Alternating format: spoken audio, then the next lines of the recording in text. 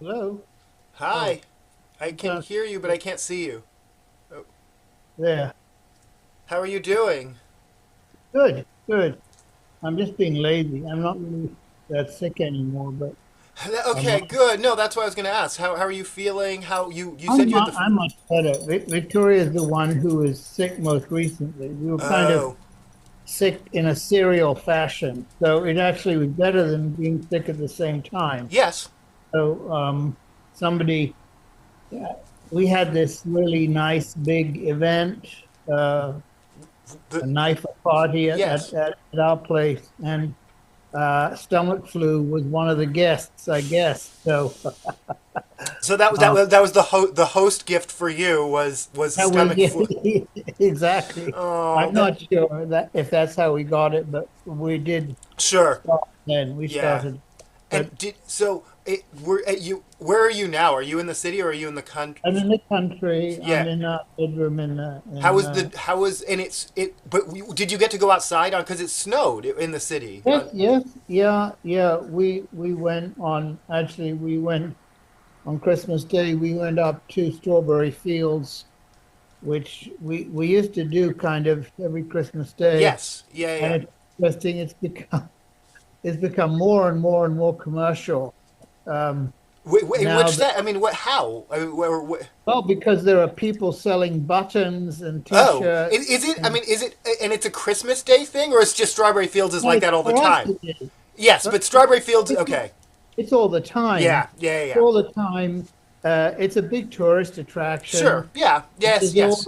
There's always one guy. I mean, a different guy. I don't quite know how they organize it among themselves, but there's one person, usually a guy with a guitar singing Beatles songs, Yeah. and Julian Lennon recently had a cancer scare. I think he's okay. I think he had emergency surgery, but he met up with Sean at the Dakota, which apparently is not. This is a fairly rare occurrence for them to be in the same place and specifically at oh, the Dakota. So there are pictures of them together, which is sweet. that's very interesting. We once one year a long time ago we saw Yoko walk past it through it on Christmas Day with a On bunch of Christmas Day, yes, I remember you telling me that. Yeah. yeah, so yeah, well, yeah. By the way, did you know that uh Oz is in a Stephen King movie? No.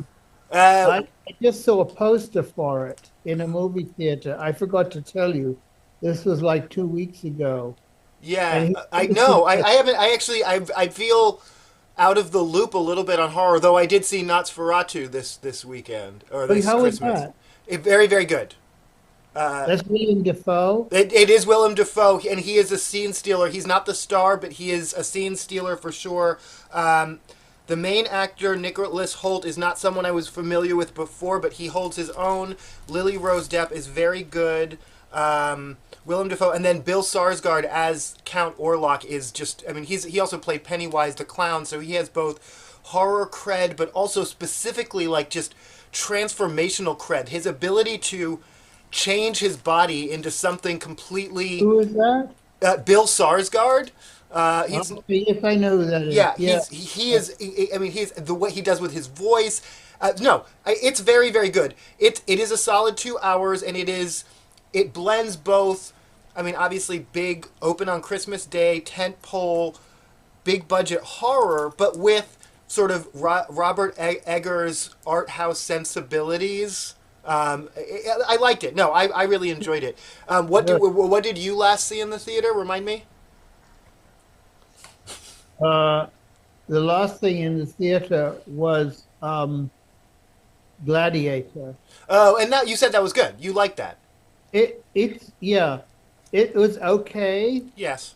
Um, I think it's probably its faults were a little bit its pretension towards um, being a little bit more well, I won't say intellectual than the first one, Uh huh. but there's kind of references to Roman philosophers Yes. that Yeah. Yeah. Yeah. and there's the kind of the gut fighting wasn't quite, I think, as good as. I mean, Russell Crowe is such an angry person anyway. Yeah. Um, Yes. Yeah. Yeah. difficult to do better than that. Um, but I thought Denzel Washington did a very good job as an unflattering in an unflattering role or in a non Uh huh. the role. Yes. Yeah. So, but I've been watching the English language. Uh, I think it's on Peacock, Day of the Jackal, which is a series remake Of of the. a movie that has previously been made twice, Yes. Yeah. Yeah. Yeah. 73 with Edward Fox, and it was very, very successful. That was about the assassination, or it was about a potential assassination of Charles de Gaulle. Uh huh. It wasn't based on fact, but Yes. Yeah. Yeah. it had those real people kind of in it, and it was extremely good.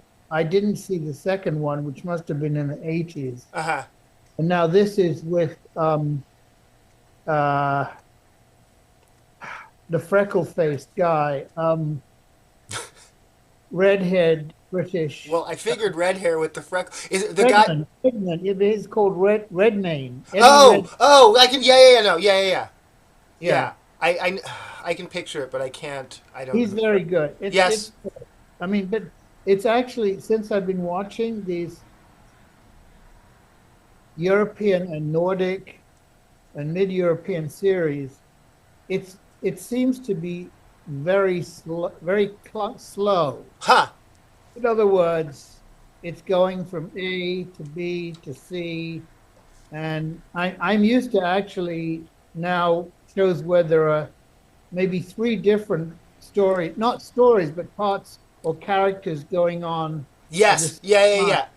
you know? Yes. And this is like him and MI6, and that's kind of it. Right.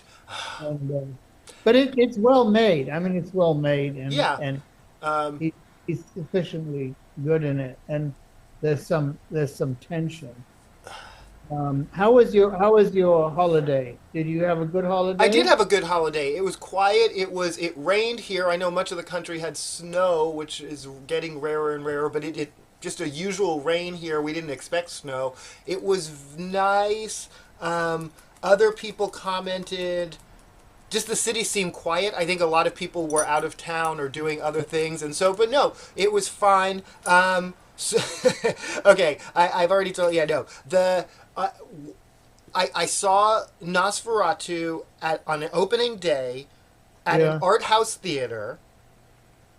It was at the same time that Mufasa was also opening. This is the earliest matinee. Um, One criticism that I heard. Okay, so when I show up, there's a line, and I think we're all, especially, and I see the line. I see another group of sort of people milling about, but I instinctively can tell these are probably people being told get online. I asked the woman at the end of the line, is this the line for, and she just answers everything. This is the line for everything. And I say, great, and you have a ticket already. And she says, yes. And then she turns around, and then this other guy who showed up, obviously, at the same time I did, and could hear our exchange, shouts over my shoulder, you mean this is the line for ticket holders? And you can sense her not wanting to respond, but she turns around again, and I'm gonna do her a solid, and I'm about to explain it to her, yeah, but she does turn around again and say, yes, it's for everyone.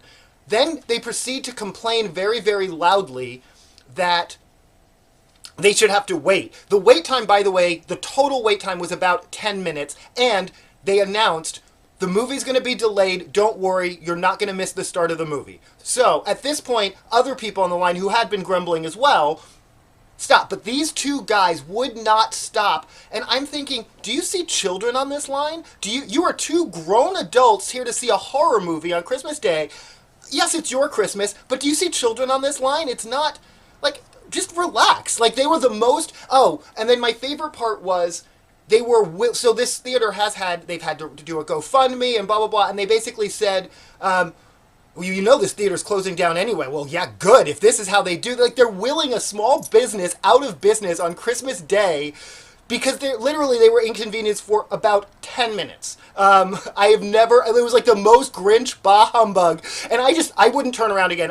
No one else would cop. And the best part was this guy left the line twice to go up and be told, I don't know what he asked the second time. Yes, everyone means you too. Everyone means everyone. Like, I don't know, and he comes back in a huff, like shocked that he would have to wait online like everyone else. I mean, at the time, I was like, I can't believe I'm experiencing this. But in retrospect, that was probably the highlight of my Chris, because it was so comical. Like, I couldn't believe people really behave this way adults behave this way in real life. But I think going to the movies actually does treat you a lot, but on both sides of the coin, to nice people and not nice people. I mean, it's kind of it's a slice of life, you know. Okay, having worked on Christmas Day for tips on numerous occasions, and just in general, every Christmas, you're out and about with people, and you can tell wherever you are, there are people who want to be where you are, and there are people who just don't. There are people who are having a good Christmas, and there are people who are not. You know what I mean? And I think and so for especially a place like Caro's, which is, it's a family establishment. It has sort of everything the kids are going to want. It actually had a pretty decent prime rib that we offered around the holiday season, but it's not, it's not perfect. It's not for everyone. It's not fine dining. If it's where you found yourself, because it's one of the few restaurants on Christmas Day, you might be really, really appreciative and tip your staff extra and so thankful that they're there, or you might just be mad the whole time that it's not whatever your expectations are hoping, So I think, yeah, you have to share the space with everyone. Those Also, young guys, were they two young guys? say it again. Were they young guys? Probably my age. I mean, these were grown. These weren't in their 20s. These were grown adults, whose lived experience. Well, their lived experience is obviously different from mine, but and people were driving. Oh, go ahead.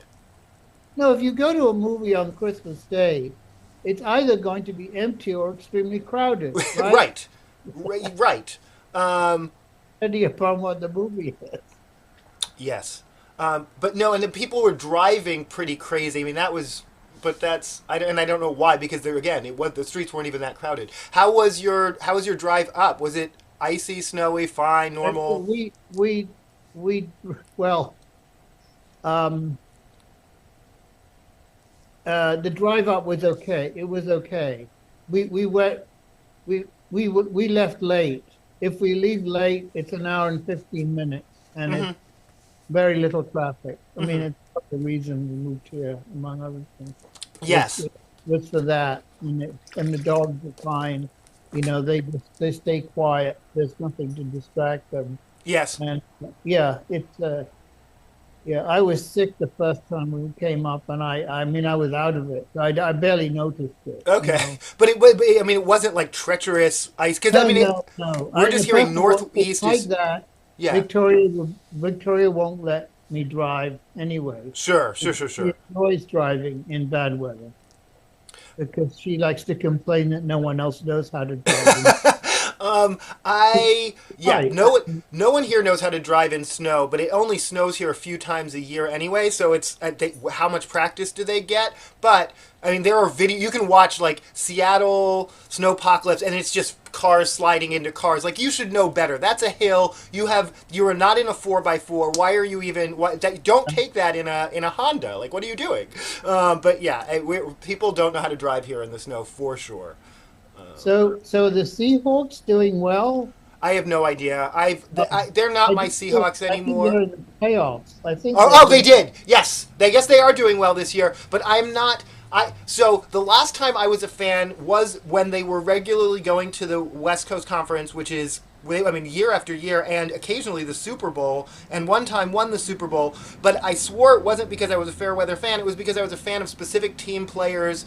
But they've all moved on to other teams, so I don't really follow the Seahawks anymore. Right. Las Vegas Raiders are kind of my team right now. Okay.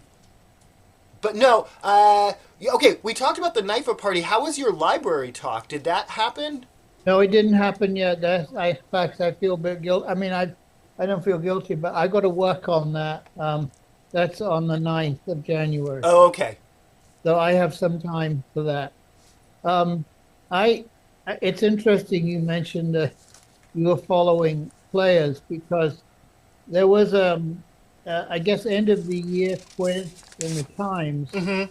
uh, showing images of 53 people and asking the readers to identify each Ha, I one. like that. Yeah. People were coming from politics, Sure. obviously international politics, Sure. sports, and entertainment, Yes. right? Yes. So I got, I would say, I don't know whether I should say only or as many as 29 out of 53. Yes. And I think it would be interesting to know what the of what they if they got the demographics on what age got the most. In other words, how old was the Oh, yeah, yeah. Well, no, yeah. I mean, I would assume it would skew by. I mean, I would assume younger people would get more of the entertainment stuff. Older people would get more of the international politics stuff.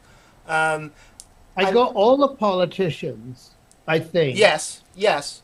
I didn't I got none of the sports figures except for Simone Biles and Caitlin Clark, okay, which is interesting. Both women, right? Uh I didn't get any of the male sport figures. I huh. didn't get the Yes. football players or other people. Yeah. Um, the only entertainment people I got were Cher, Martha Stewart, if you count her as entertainment, Yes. and then, and this is interesting because it was James Earl Jones, right? Yes. So I said, "Oh, I know that. It's James Earl Brown." And then before I put it down, I thought, "That's interesting. If he hadn't put the Earl in, his name would have been James Brown." Then I realized it was James Earl Jones, Yes. right? Who Yeah. Yeah. I mean, I knew who it You was. know who James Earl Jones is? Yes. You know who it was. But then I thought, well, if it wasn't the Earl, his name would be Jim Jones. Yes. Yes. um, so okay. No, I have so many thoughts there. Okay, one, and this is one of my just favorite trivia facts of all time. Michael Keaton, you know, Batman, Michael Keaton, the actor, his real name is Michael Douglas. There are actually two Michael Douglases. There's Mike Douglas, who had the talk show, and then, of course, now Michael Douglas, who is the. Yeah, I know who Mike Douglas and Michael Douglas. Anyway, Mike Keaton, very famously years ago, chose Michael Keaton because of Buster Keaton, and that's just been his name. He now is going to go by Michael Douglas Keaton. He's reclaiming his name at whatever he is, 60 something years old. Also, Emma Stone's real name isn't Emma, it's Emily, and I think she wants to be known as Emily Stone now. And I always respect. I mean, I think that's fine. What was? Oh no, just recognizing people. What did Cher do this year? How was she news? I don't remember her doing anything this year. Like, how is she? I don't. Okay, I didn't go that deeply. Okay, no, okay, okay. I actually didn't recognize the people necessarily. Well, some of the politicians I recognized because they're new on the scene from Yes, Matt Gates, people like that. yes, The entertainment people I recognized. I barely got. I actually guessed Ryan Reynolds because hmm his face it looks like everybody. I kind of guessed him and I got that right. Oh, yes, I got Timothy Chalamet right only because I'd read a story about a lookalike contest yes. Where he running showed up. where he Yep, showed up. yep. So I'd seen a picture of him and he doesn't have the normal Hollywood look. He So doesn't. No, he first came to my attention when he did Wonka, and that didn't. He was already like he's eccentric, and I didn't. Something about him I wasn't very interested in. He's actually a pretty good actor, I think. He went to LaGuardia High School, and there's performances of him rapping at like I don't know, like 14 years old as Lil Timmy, and he actually can rap. I don't know. He's a little bit more interesting than I thought he was, and I think showing up to your own lookalike contest is actually very funny and very clever. Like I think that's yeah. I'm glad that if that's something that should go viral. That is a genuinely feel good story, and he didn't say anything. He just kind of walked among people and waited for Yeah, someone to recognize him. And like, yeah, I think that that's very yeah. But I didn't get any of the female singers under the age of 70, I guess. Uh, um, and sports figures. So no, but it also I had an interesting. Yesterday morning, I took the Jeep to get a check. You not know what do you call it? An inspection. It's just an inspection. yes, I took it to the Sunoco station, local one, highly recommended.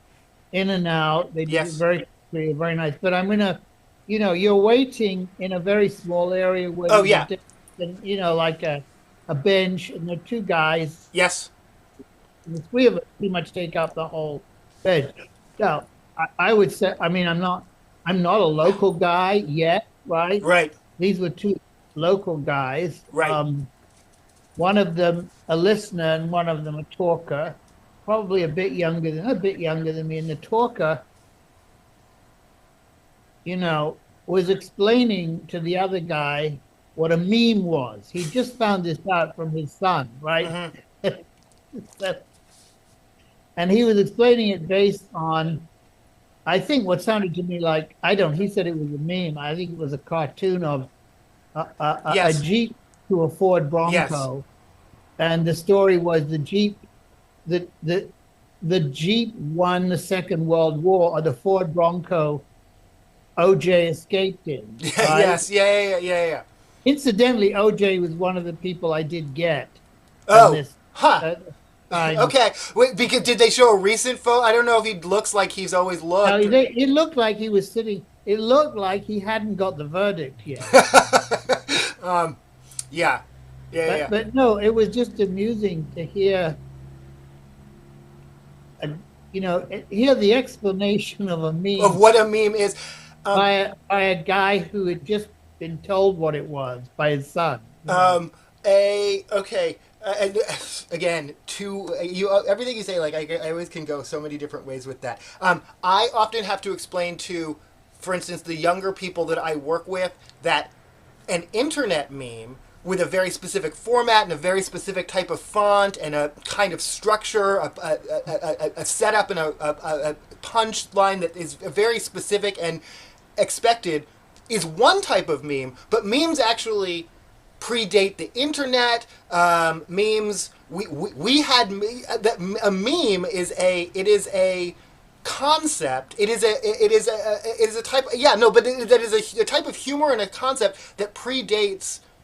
Yeah, no, everything that they have on the internet. We had viral things. We had, MASH was viral. The last night of MASH, more people watched MASH at the same time than probably anyone will ever watch anything again because of how streaming works, you know? And so we had collective, but they think that that's a new thing. They think because of the internet, now everyone's all connected. And I'm like, well, I mean, maybe globally, but as far as in certain aspects, no, we always had that. You didn't invent that and you don't have Yeah, ownership of that.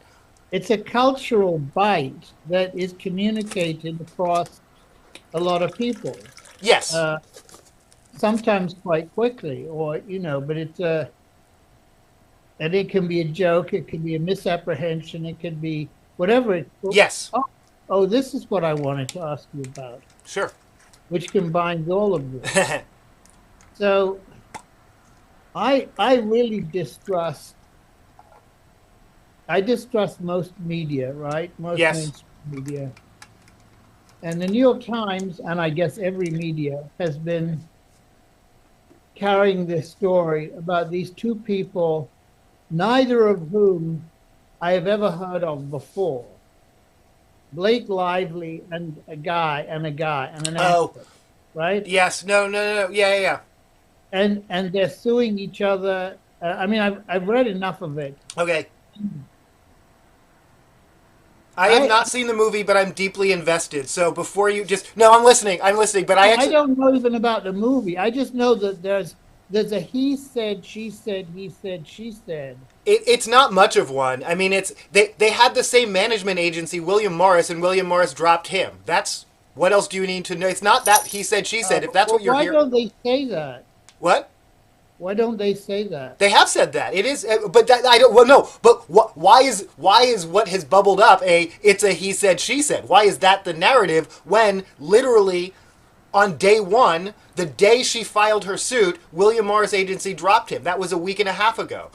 No, here's the backstory. So Blake Lively is known mostly still for her TV show Gossip Girl. She's done a couple movies since then. She is married to Ryan Reynolds. She is also Lady Deadpool in Deadpool, so that's probably one thing that you've seen her in. But yeah. Okay. Blake Lively is an actress. Justin Baldoni is this was his directorial debut. He's an actor, but he's not as famous as she is. In fact, and certainly not as famous as Ryan Reynolds. One article just named it, the B-lister trying to take down Hollywood elites. Here's what happened. I didn't see this movie. It's not, as much as I love Blake Lively, it's not the type of movie I'm going to see in the theater because it's a romantic comedy, and like most people these days, I'm going to see a big tentpole. If I'm going to spend my $14, I'm going to see something that has things blowing up, something that's visual, like a romantic comedy. I'll see it on video, but I'm not going to see it in the theater, much as I love Blake Lively. So I didn't see the movie, but what I was following at the time was they were doing... Oh, are we losing each other? Can you hear me? Okay, I'm No, you're freezing a little bit, but go on. Go okay. On. Yeah, yeah. I can see you and hear you. Yeah, okay. Can you see anything? Yeah, no, I can see and hear you. It did say my internet was unstable for a second. So they were doing dual publicity where he was appearing in events and the rest of the cast was appearing in events, but none of them would appear with him. But no one would say anything about that. And I think it's because for the purposes of the publicity, she could not speak out or speak negatively, but then once that ended, she filed a lawsuit. Right. Some of the things that the suit says, while filming, she actually brought in arbitration, required that they have a intimacy coordinator, required that there were no more improvised love scenes between her character and his character, required that he stopped talking about his addiction to adult matter, required he stopped showing her or any other cast or crew member pictures of nude women, and this was happening while it was filming. And this is all, this happened. The studio knew this happened. And then they completed the filming only with him agreeing to these terms. But she's now suing him. Now, it seems very cut and dry, but I do understand that a lot of the narrative is she's trying to Me Too him, and again, they Me Too themselves. They do. I don't know what I don't. Well, yeah. What I didn't understand really was and for the New York Times to devote so much space to this and to go into the details of ways in which he was embarrassing her or exposing her during filming, I didn't actually think that was reasonable journalism if, in fact, the story was, she said they believed what she said and he's out. In other words, it seemed there was there very much is. There's a tabloid aspect to how it's all being covered. And yeah, I think, but some of it I think is legitimate. I think some of it, for instance, are the ongoing conversation we are having as a society about how we talk about our bodies, but also how we treat celebrities. Him talking to her about how she's old and fat, and he's worried that she's old and fat. She just had a kid. She literally just had a kid 8 weeks before filming. It's none of it. She was cast. He's the director. Whether he was involved in her casting or not, I don't know. She's the actress he's got now. If he has complaints, take it to someone else. No, some of these things. A different producer. I guess she was in the middle of being. She was in the middle of having body makeup removed. She was topless. There were other people in the room. The producer was mad about something else and demanded to be let in the room. And I can see it both ways from his perspective. I'm the producer. This is my film set. There are people in there. Why would I be excluded from there? But he's now named he's named in the lawsuit because he demanded to come in. She insisted he turn around. Then she caught him looking at her boobs, and that's not. These are not. I mean, this is Casting Couch. This is. I mean, this is all the Yeah, It's that's pure. actually I think, probably what I'm what I'm beginning to understand, and what I'm a bit surprised at is that in today's Hollywood, when you do have all of these issues of sex scenes and nudity and Hollywood has been I think there is the mechanics presumably to protect actors and actresses from that. So it's still, but it seems to me this was like a wild set. I Where, don't. Well, they all are. I mean, they all are. Even on. They all are. From what I understand, and again, I've never been on a professional one, but and especially by again first time or amateur or less experienced directors, they can be very much. And no, the first time I heard the term intimacy coordinator, I was like, okay, that sounds interesting. I totally, absolutely get it. yeah, Like anything else, I mean, you have stunt coordinators between two people to make sure they don't physically hurt each other. Why would I understand why you would need an intimacy coordinator? I am shocked that they're not required by studios to protect yeah. themselves and their own legal liability. I'm amazed that whatever this has now been part of Hollywood for almost a decade. Actresses still need to ask, well, not ask, demand, like need to lock themselves in their dressing room and say, "I won't come out until you bring an intimacy coordinator onto the set. I don't feel safe." That the fact that we're still here, 8 years after Me Too is shocking.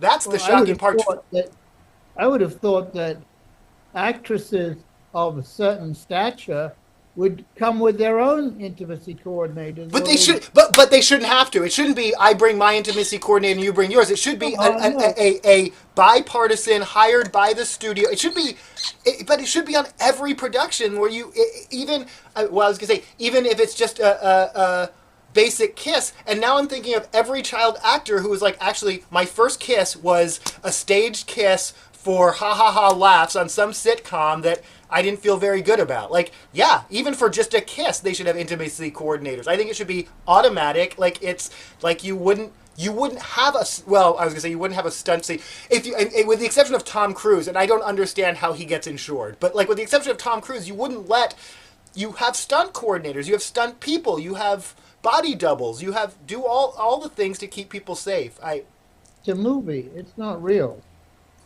Yeah, and you use those tools at your But discretion.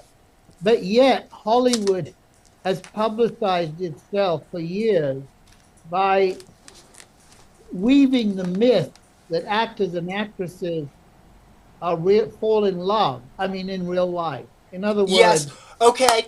This is okay. I'm. Oh, I'm. that's been. I mean, Yes. that's been manipulated with everybody's agreement to some extent. A different romantic comedy, and I can't remember who it is, but the actor and the studio, they are still to this day insisting the studio had nothing to do with this. This was not a studio setup like in the 50s, but people started to make inferences that maybe that they had a relationship or were having a relationship on set, and so during the publicity they just totally played into it, but in a really kind of comical and playful way.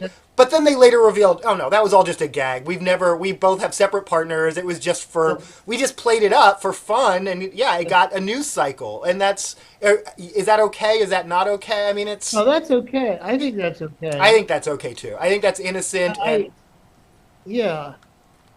I mean, Cleopatra would have actually never been a hit if it hadn't been for Richard Taylor and Richard Burton and Liz Taylor, being so open during the filming. well, no, I only yeah. Well, Who's Afraid of Virginia Woolf, which was one of my favorite movies for a very long time, I only saw because I knew that they'd already been married and divorced and remarried by the time they made this, and I was like, okay, I need to see the like.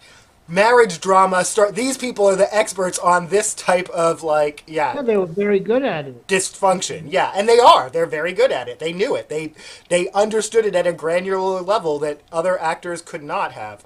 Um, Well, maybe, I don't know, Cary Grant and what's her name?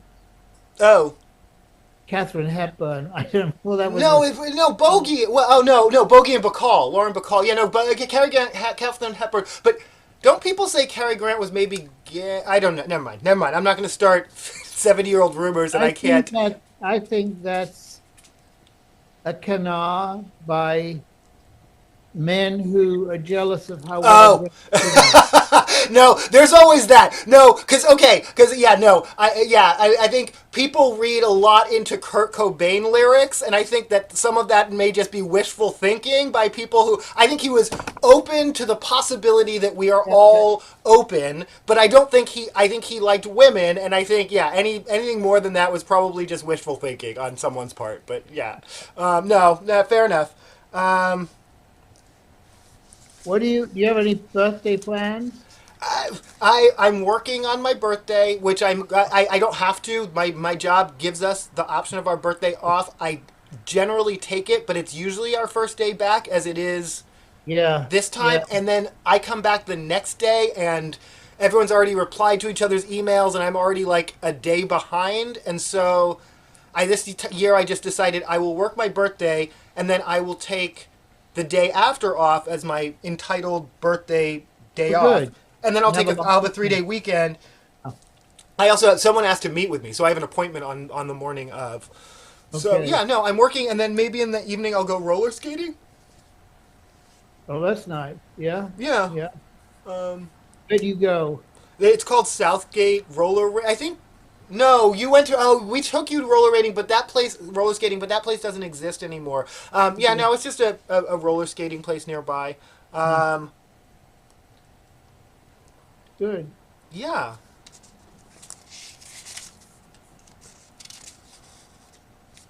Oh, well. No, I don't know if we have time. Yeah, you okay? You had asked how many people I work with on my team. It's five. I have a team of five people. Okay. Yeah. Yeah. Um, we have been having a conversation about how does DEI and does not how DEI helps organizations, how it's not harmful. I have an example, and it's from your industry or publishing. So very quietly, long before actually any of the other, in fact, as some of the other companies were announcing their big DEI initiatives, Scholastic, which is a big publisher, they're also a Yep. big Yeah. book distributor, but Yeah. primarily children's books. They were Yeah. quietly one of the first companies. So what they did was they took all the books with content that could be questionable. This is Florida, and don't say gay, but it also is you can't say anything about slavery. You can't say anything. You know what? Right. You have to only speak about race in a way that makes sure that white children never feel guilty. They're very specific. So Yeah. what Yeah. Scholastic did in response to that was they altered their catalog so that the DEI was a separate section or a separate.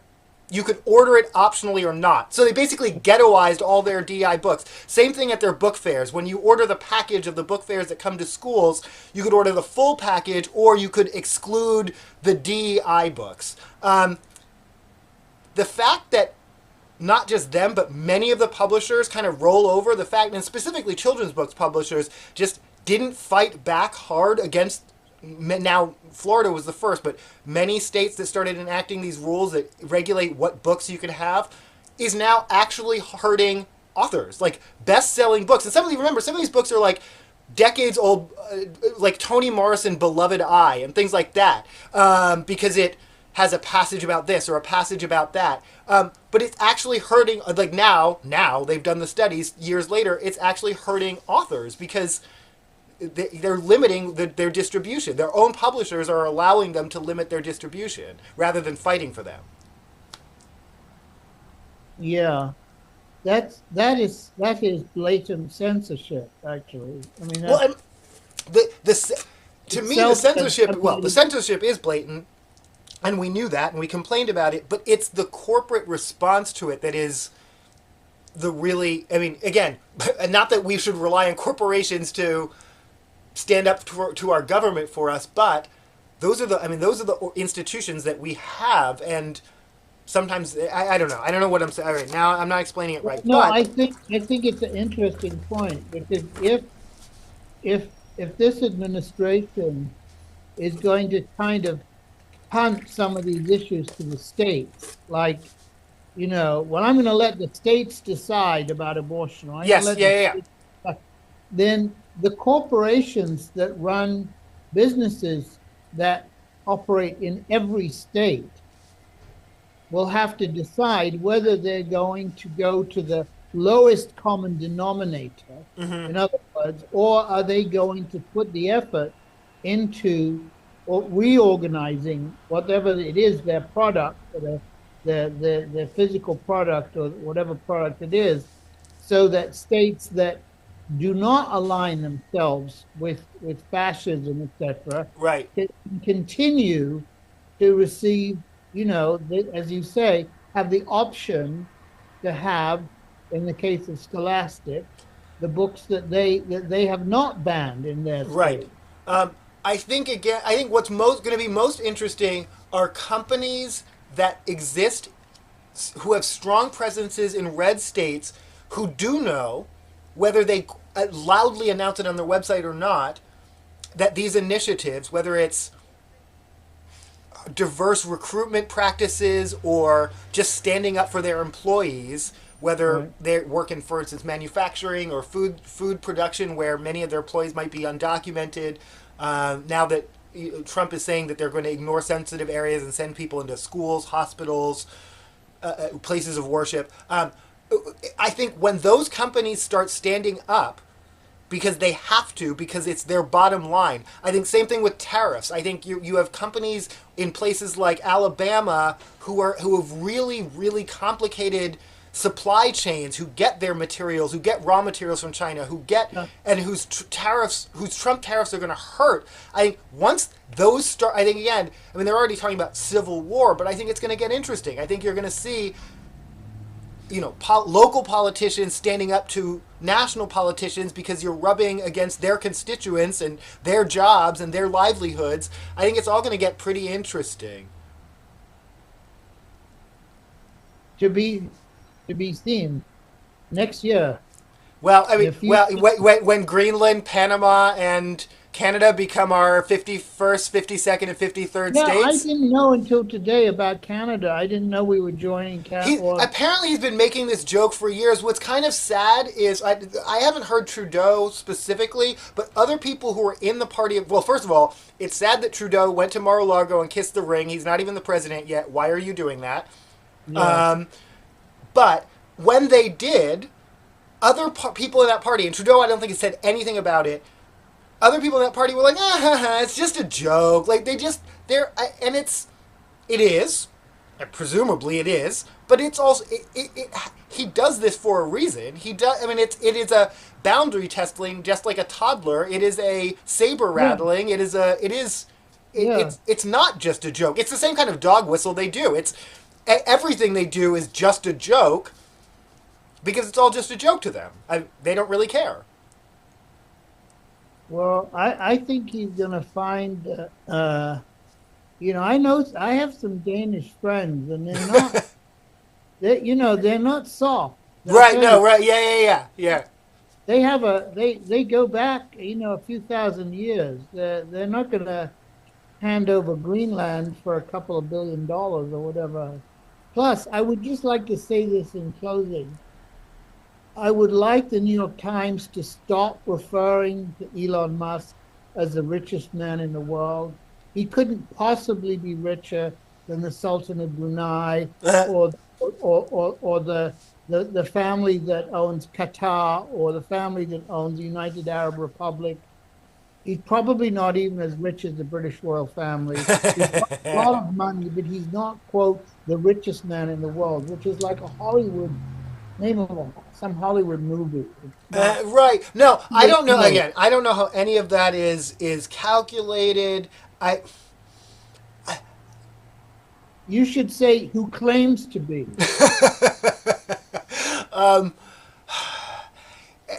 nonetheless, I mean his. his influence shouldn't be minimized. He has his. Oh no, I don't think his influence should be minimized. But But okay, but then here's my question. Okay, why is his spending $1 million a day to get Trump elected and it worked? Fine, but he's complaining about Mackenzie Scott and how much, because I thought the whole right wing perspective was money is free speech, and so no matter what a billionaire spends, all the Citizens United and dark money and all that, it doesn't matter how many billions you spend, but that's only if you're a Republican, right? I mean, that's is that the yeah, that yeah. if I do it, it's okay. But if you do it, it's because you're either a communist or a fascist or whatever I call you, even though it's contradictory, And it doesn't right? matter what you're spending it on. I mean, even if it's like direct humanitarian aid to feeding No, children, that's it's still. doing it right. You're doing it. If you're giving your money away to charity, you're doing it for some transactional. Yeah, It's you're like harming. Yeah, to it's get the still to harm revolution Republicans. going. So yeah, I got yeah. To get the revolution going. Okay. All right, what are All you right. looking forward to this week? What do you? I'm looking forward to. I'm looking forward to to doing my talk.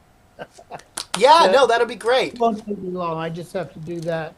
Wrapping things up at the end of the year. Yep. Hoping that we can get our house sold, and So okay, so that is still. I hadn't no, wanted to no, ask. it's been on the market. It's uh, it's been looked at by a lot of people. Sure. The price has come down. It's Yes. one of the problems, as we've been explained to. It's quote an upside down house. In other words, you go in the front, you have to go upstairs to get to the main living Yes. areas, which is architecturally interesting. Blah blah blah. But people, most people want a conventional cookie cutter, gabled house in the Hamptons where you go into a foyer and then you have a dining room and a living room and then you have bedrooms upstairs. It's it's a house that takes. I mean, the closest the people who've been the closest to being interested have been an artist and his wife. So Uh, I so I can I'm remember that house when it was a when it was completely different. Yeah, no, yeah, no, but I can't remember. Yeah, no, I love that entrance. That's weird. no, That's I a know. Look, it's all good. It's all positive. It's not the people who are selling it. I mean, are doing a very, very good job. I mean, yes. a lot of people have been through it. It's not as if. So I think it'll sell this spring actually. So Are you? also Do you the follow? worst time before the election was the worst time for selling Oh, for anything. sure. No, for sure. And I mean, mortgage rates are still. I mean, people are reluctant to people who have pandemic era mortgage rates themselves are reluctant to move, so they're not looking to buy, and that's Yeah, why. I mean, and yeah, it's such a weird time for the market. It's just a weird time. no. But yeah, okay. No, but your talk, I want to hear all about it. I, And it may well be. I think it's going to be videotaped. Okay. oh, awesome. Oh, good. Yeah. Yes. Okay. All right. Uh, Have a good week. I love love you. you, Bob. Happy birthday. Thank you.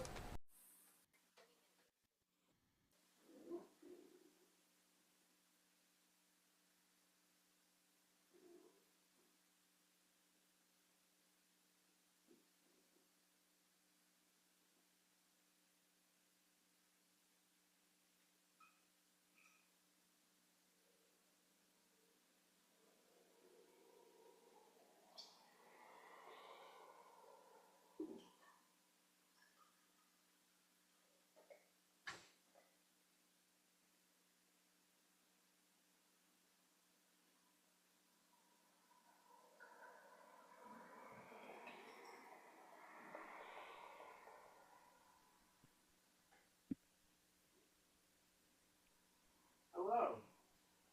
Oh, hold on. Can you see me? I can see you. Give me 1 second. Um,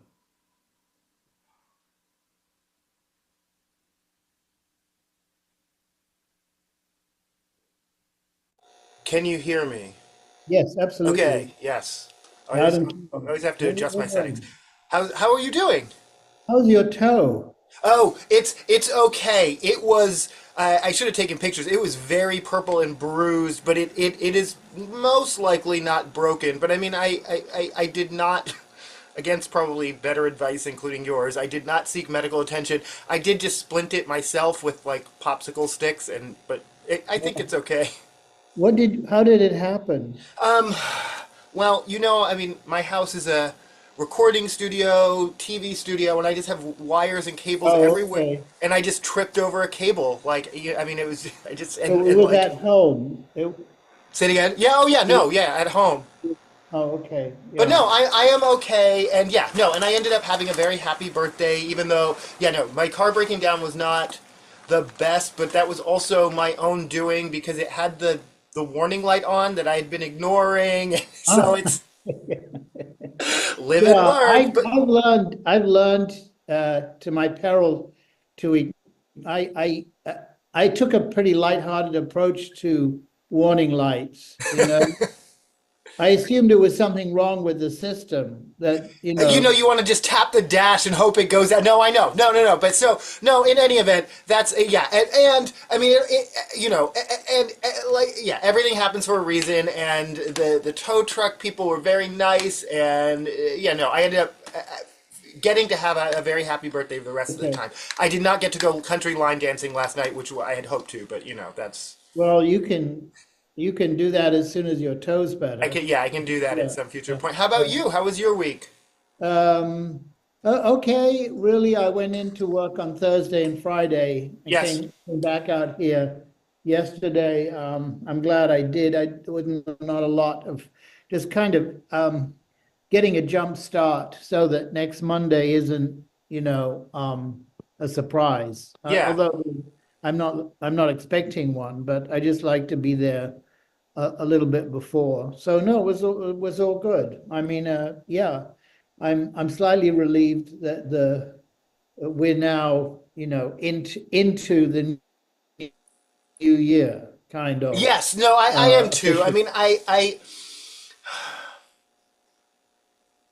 no, I don't know. Yeah, yeah, no, I don't like to think that I am one of the many, many Americans who dread the holiday season, but I am. I love the holidays. I still, I mean, the decorations are probably coming down soon. I Yeah, love the holidays, and I am relieved when they're over. I am relieved when we can just sort of get back to, because it yeah. is 2 solid months of not normalcy, and yeah, I don't, yeah. So no, I am too. I'm glad to just get back to business, back to work. I also enjoyed being back at work. Um, how so? Wicked. How was you? Wicked. You not well. I mean, I hadn't avoided Wicked. I hadn't made a point of avoiding it. I just never, yeah. And I'm really a pretty big devotee of, the original movie. Sure. Yes. I mean, I it's really it's got a lot. This is it's I don't know. There's just a lot of these. First of all, it's 3 hours. I think Yes. it's three Yes. hours. A lot of it is either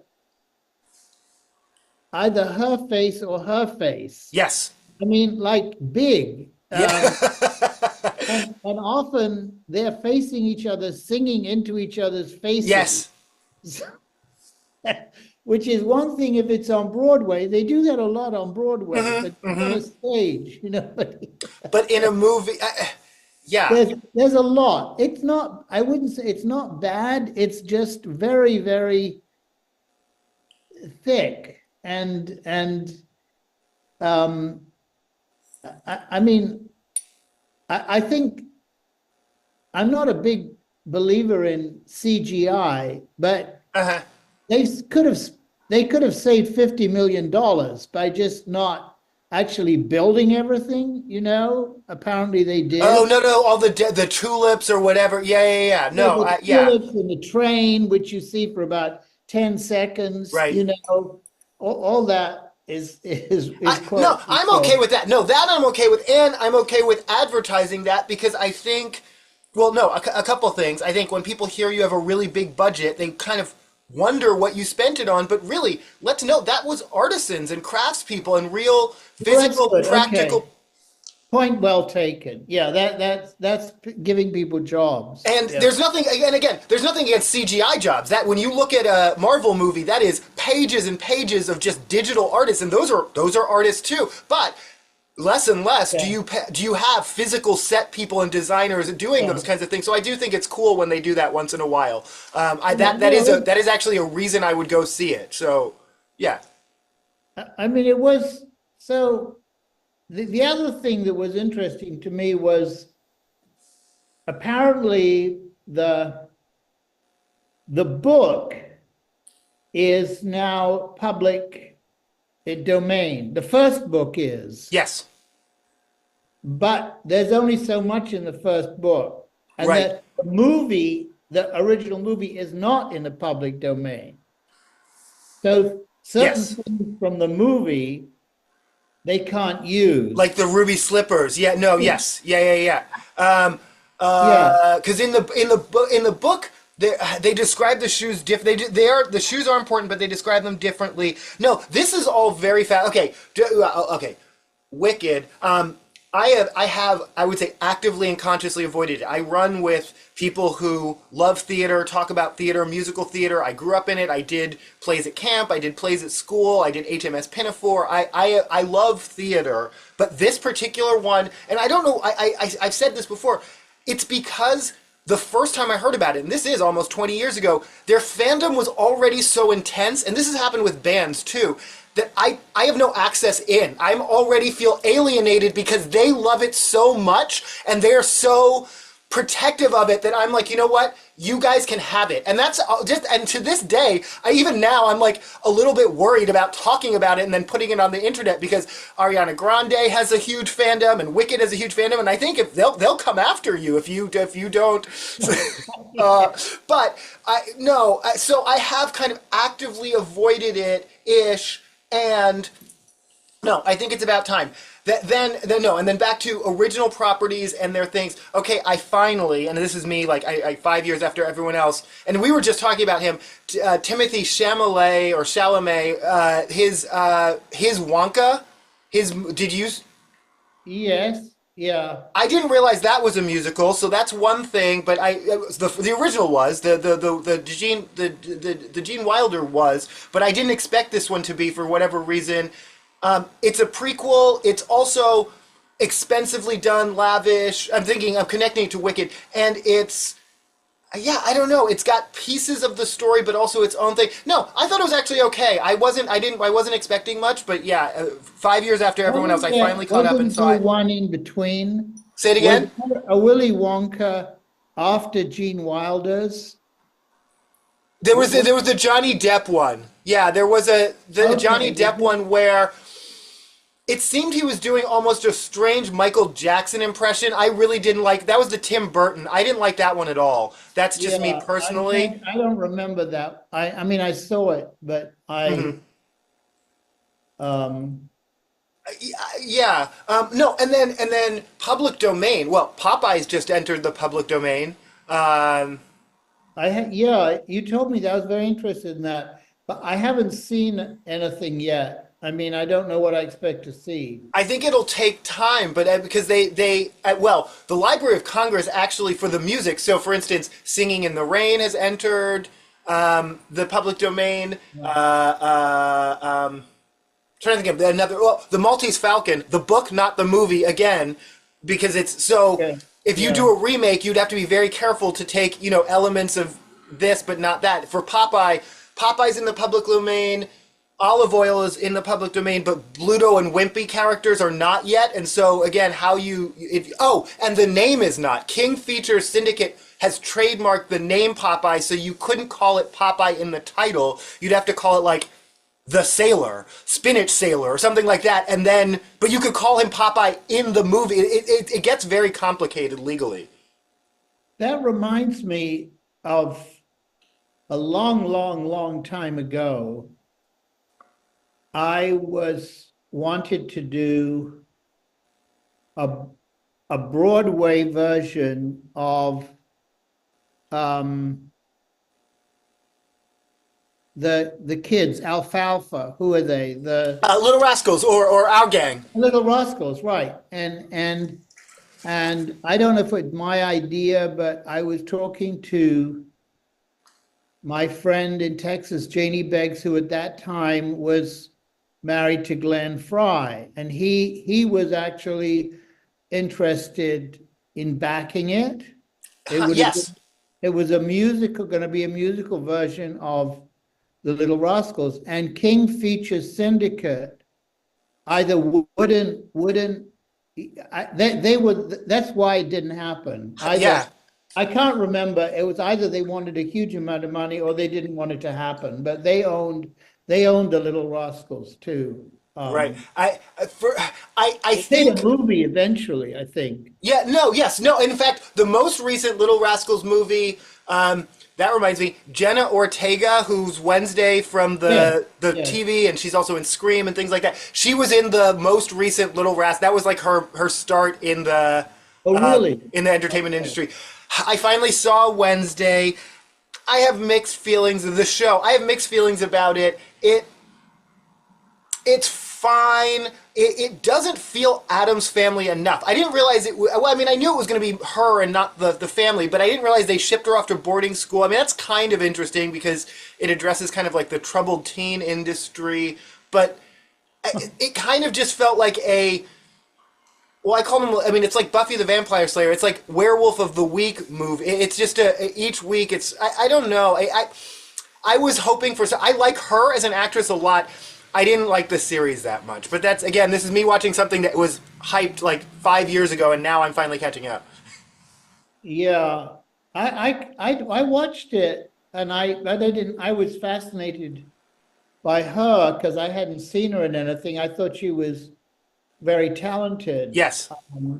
but I thought this wasn't really enough for her. I don't know. I Yeah. mean, I mean, I liked that they had her fencing because that ties in with, I mean, in Gomez fenced in the original Adams. I don't know, but I mean, I think for me, I don't know if it works as a series. Like to me, the Adams Family, the original comics, they're one panel comics. They're very visual sight gags, you know, with clever captions. The movies were often just sort of a compilation of his of the cartoons the as TV show, the old TV show. no, the old TV show. Actually, the old TV, that's true. It's already been a series. That's interesting. In my mind, I'm thinking I grew up with the movies, the of the '90s, but no, the old TV show. Yes, I don't know. There's no dearth of material. But again, that's the whole family. Again, I wish there was a little bit more of the whole Adams Family.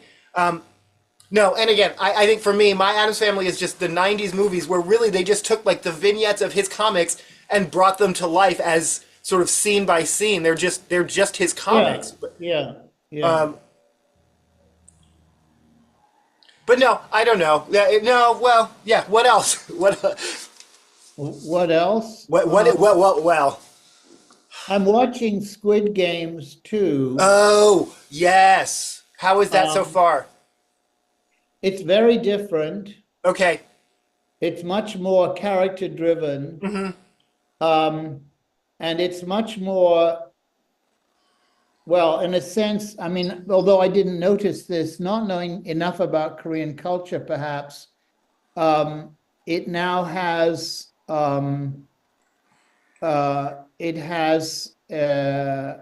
characters. It has a kind of a K-pop rapper character. Yes. It has a non-binary character. It has more older people in it, but the kind of, and it's pretty intense. And I was reading an article. I didn't want to finish in the Times because it was about the whole series, and I haven't finished it yet. But it was relating it to the fact that the guy who wrote the first one started writing this one when the most recent um, pres, president of Korea, South Korea, was elected. So it has a strong tie to what is going on Wait, in the way well the president who's now been who's yeah now under trial and all that. Yeah, yeah, yeah, yeah, yeah. but also to do with democracy and choice Yes. and yeah. So it's from that point of view, it's quite fascinating. So yeah, But and the I mean, story is is it, more complex. but it's still set within the game. I mean, does it still have like that Game, girl with the yeah, the game is Okay. the game takes place on an island and Yes. nobody knows where it is. But the game, yeah, it is mostly in the game, but it Yes. also it's not only the characters playing the game, but some of the characters who are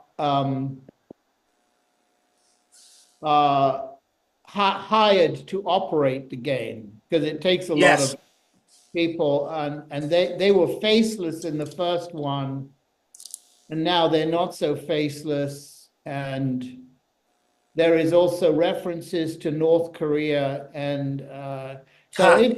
I think I think I mean people who liked the first one because it was kind of edgy and gory may find this too talky, if you know what I Oh, mean. right. It No, has right, right, right. plenty of, it has enough, excitement, but Does it feel? I don't know. How are the reviews so far?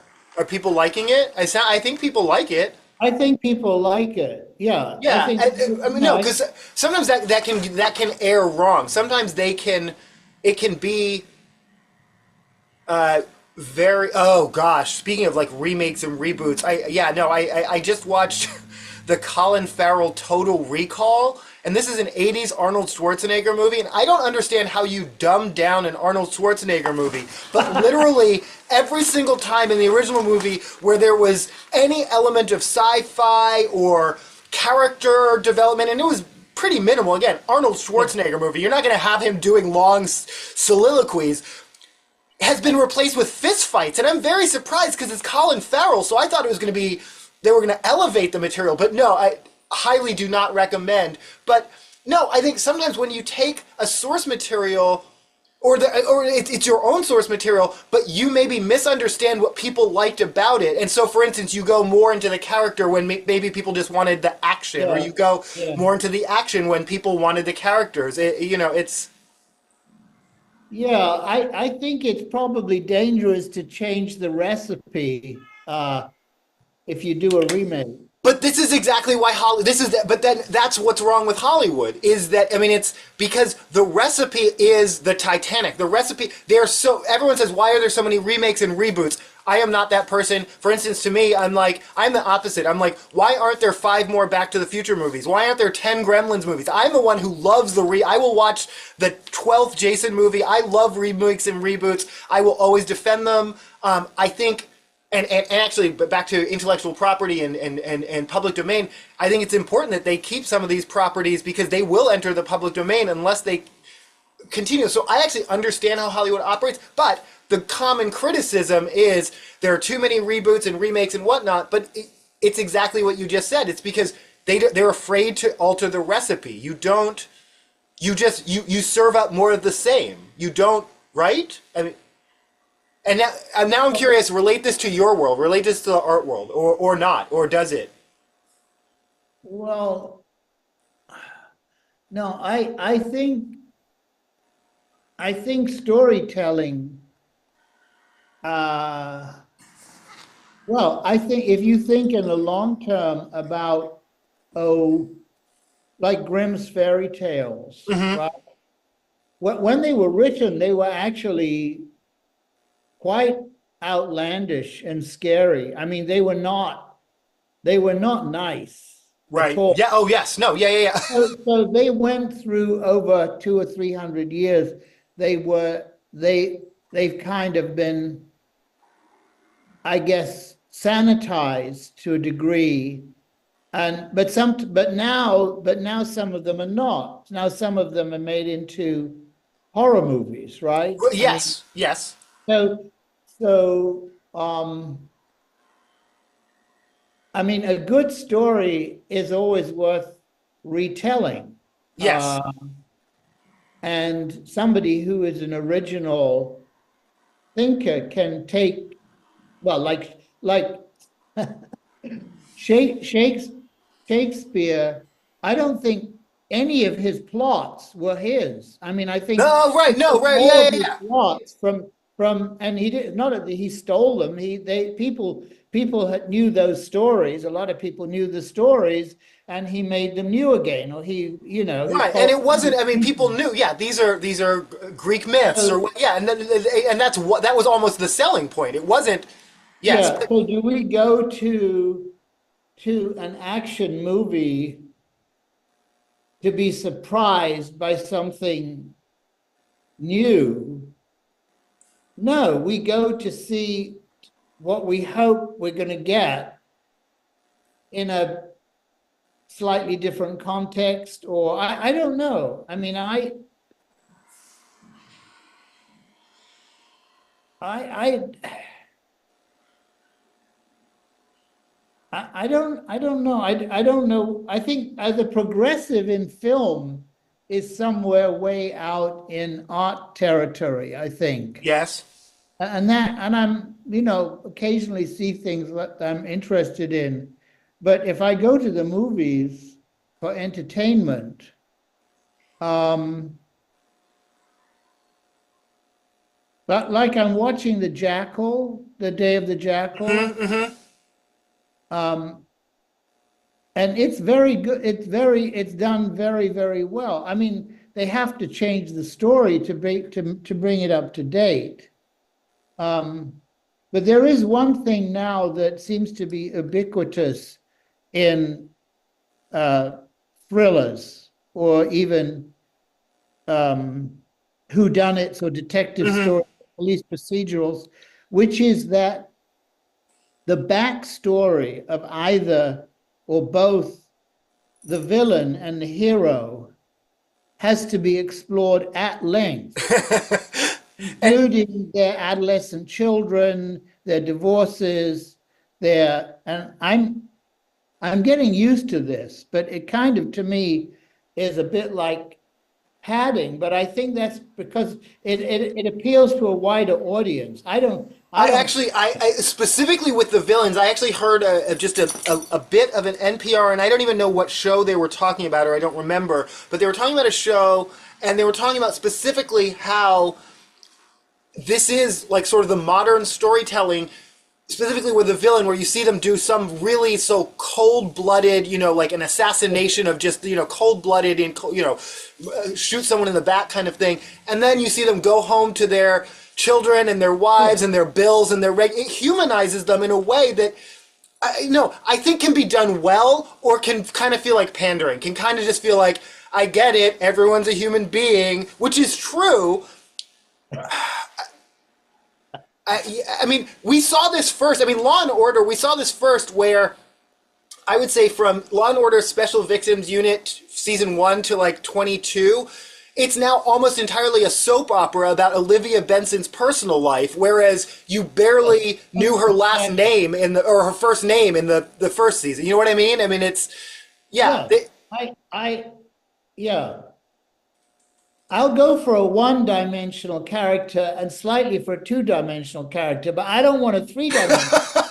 I don't want a three-dimensional character because then that's, you know, I don't know. But I, the French ones, which I must say I'm pretty addicted to. yes.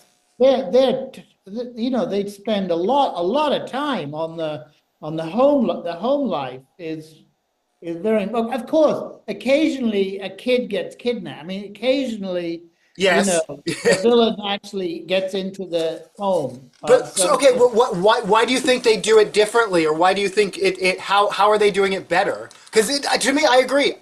To me, I'm just like, just get to the dun dun. I don't care about. I don't. Oh my God, they're going back to their house. I don't want to see her arguing with her husband again. Like but just get to I don't know. I don't know how they do it. I think it's the setup. I think the way that it's set up is yeah. somehow brings you into it.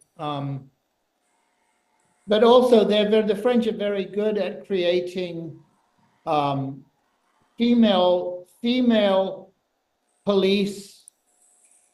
I don't call them inspectors, whatever they call them, who are um, uh, too old or too crazy or autistic. You know, they all have some major kind of, I won't say flaw, but make them very distinctive. In other words, Yes, yeah, yeah, yeah, yeah. they're not good-looking young, competent, good-looking young Sure, women no, with sure. guns. They're you know they and they have, well, I guess Hercule Poirot is a bit like that, but they have uh, some forms, some characteristics which are antisocial or So yes, I am not as deep into European mysteries as you are in Scandinavian and all that. But as much as you have turned me onto them, I would love to see more of those casting sensibilities here. I would love to see. Oh, and then back to storytelling. Yes, the same old stories are great, but what about the argument that when we tell the same old stories over and over, that really shuts out new voices, marginalized voices? oh, well, what the French managed, or the German, whatever, they managed to bring. I mean, they're pretty diverse. I mean, you see a lot more actually, and in British ones too. That's what. You No, I know. Yes, see actors and actresses yes, who have disabilities, who are in wheelchairs, yes, who may be limbless partially, yes. and they're not there because of they're not their disability is not It's not part the of the it's not story. central to their character. It's not mentioned. No, It's not. It's they're there because they're a good. They're the actor who was hired for the job because they're good. Yes. yeah, Yeah. I think that's something that Hollywood is still afraid of, can't do or won't do, or the you know. And part of that is don't change the recipe. Part of that is don't. I mean, part of that Well, is yes, exactly. Your your your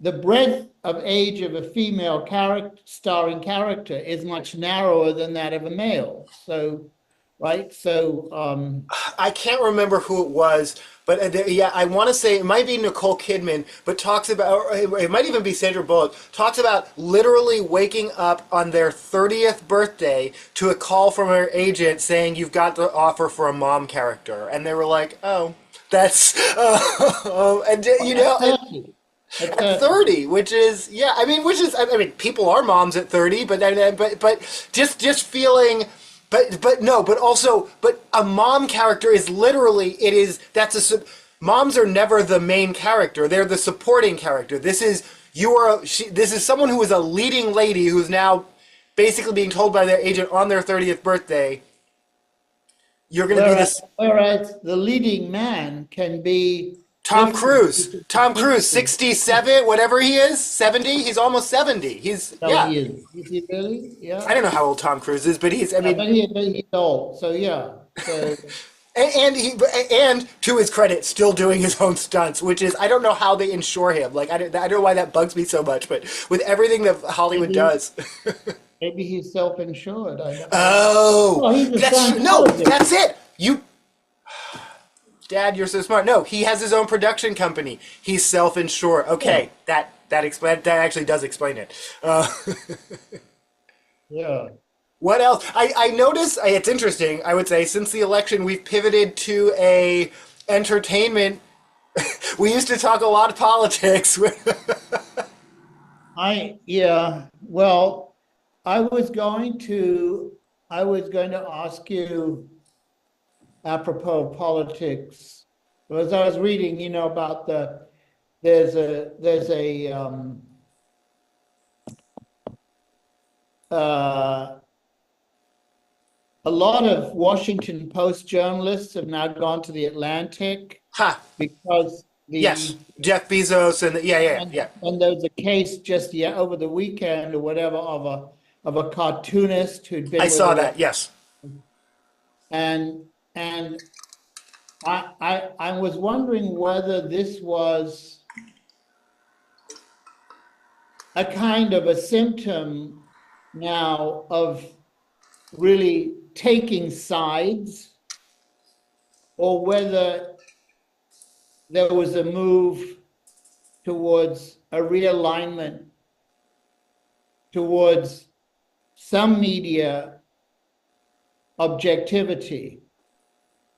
But I have no idea which it is. I mean, I would like to think that there will continue to be kind of a core of true objectivity. I'm struggling with this. No, yeah. Oh, I'm sorry. I cut you off. What was the last thing you said? No, that's it. Yeah, no, I'm really struggling with all of this. Okay. Yeah, no. All right. Washington Post itself, I am curious how these are professional journalists didn't know what was going on in their own organization. Why were they surprised by the very, very late, and we're talking about August or September or October, decision not to run an editorial? Why didn't they have more of a sense of, because that to me, and again, I'm not denigrating any particular journalist, but I'm very curious about that. Because they're journalists, how did that happen? Really, it seems out from under them. Like the rug was pulled out from under them in a way that surprised them. In general, and I've talked about this, and again, I am not a journalist. I am not a professional journalist, but I go on the internet and talk about news items every day, and I use the AP Style Guide, which I have a physical copy of. I think I have a sense of a journalistic standard in the sense that I will talk about that this is something I'm reporting as fact. This is something that is an editorial. These are my opinions. I try to adhere to something, even though, again, I'm not in any way, shape, or form a professional. And I am still shocked by how many people who were professional journalists who continue to use X, Elon Musk's formerly Twitter, up until November 6th. And then that was the breaking point. Like, you didn't see everything that was coming with Elon Musk. Well, again, months ahead, but years ahead of time. I feel like I'm just like almost on an island of like shouting it, and again, and now I'm, you know, with the United Healthcare killer. I feel like the entire left now has moved. I don't understand. Yeah, no, I don't know. I'm losing the thread of what I'm saying, but I feel very lost as far as these things seem very obvious to me. Why is this new, and why are we surprised now, and why are we mobilizing now? Because everything where we are now, as January 6th approaches, was avoidable, and people have been pointing them out. Why are people surprised? Why are people? I don't know. You hear what I'm? No, I do. I think one of the comments from a journalist who I think had left said that, well, Ben Bradley must be spinning in his grave. And I think what it suggested to me was that whether they're at the New York Times or the Washington Post, they live in a bubble, and then they're not the opinion writers or the daily journalists. They don't have that much contact with the ownership, and they're still sailing along thinking that the kind of the outlook and the policy of the ownership is the kind of benign liberalism that it used to be, whether the Sulzberger family owned the Times or Ben Bradley owned the New York Post, and they don't realize that when a billionaire buys their newspaper, right, he could be Rupert Murdoch in disguise, or he may actually have ambitions to be Rupert Murdoch. Yes. His personal, he's not buying it so that it can just continue. There's a reason that he wants to interfere, or she wants to interfere with the part. And he could be doing it in a way that you and I think was great, or you and I think is absolutely evil. Yes. Okay. I hear exactly what you're saying. Well, one thing into my sort of deep dive into sort of journalism, the history of it in America is exactly what you're saying, which is it's never. I think one thing that is dead and should be dead is the concept of neutral journalism or of a neutral stance. There never has been. Every paper that's ever been started or bought or taken over someone has their thumb on the scale, and the same thing is true of a social media. The same thing. There is no neutral town square platform, and I think we need to acknowledge that. But also, I think we need to know. I think we need to think about what does that mean and how can we create that. I would say through nonprofits. I think, although many on the right are very suspicious of those, but I mean there are I want to say Converge Media, or there are media entities that are, well, they're gonna skew liberal because they're gonna if liberal means I refuse to target marginalized communities, then that means liberal. But they're entities that are.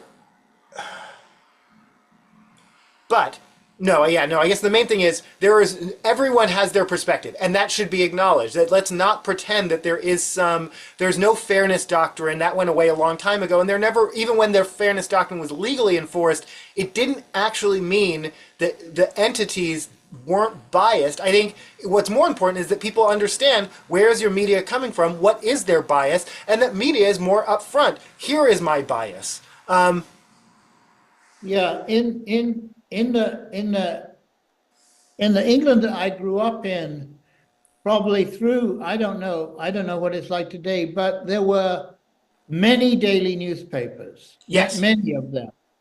And each one was a thick slice of a particular political point of view. If you were conservative and relatively comfortably off, you took the Times, the London Times. If you were conservative and more or less middle class, you took the Daily Express. Right. If you were left wing and well educated, you took the Guardian, and then the Sketch, and then the Mirror. I mean, there were maybe, I don't know how many, 6 or 7 newspapers. Now, I still read the Guardian, by the way. What? If you're left wing, you said the Guardian. I still read the Guardian. Well, the Guardian has survived amazingly. It used to be called the Guardian. It was a local newspaper in Manchester, but the Guardian, yeah. I mean, that was one. I mean, since your grandfather and uncle were both in that business. Yes. Everybody thought the Guardian was going to go out of business because it was just too progressive, The Guardian to this day, no paywall as well. People still are like, how are you doing that with no paywall? That's a whole, I'm sorry to interrupt, but that's a whole separate interesting topic. The transition from a local paper to a national or international website. Because I read the New York Post, even though it's a tabloid that I didn't even like or respect when I lived in New York, but it has transitioned to a vehicle, a worldwide vehicle in its own way. That's also interesting, I think. Well, yes, I read the New York Post because I look at it online because I need to know what they're saying. I agree. No, I agree. I also read, yes.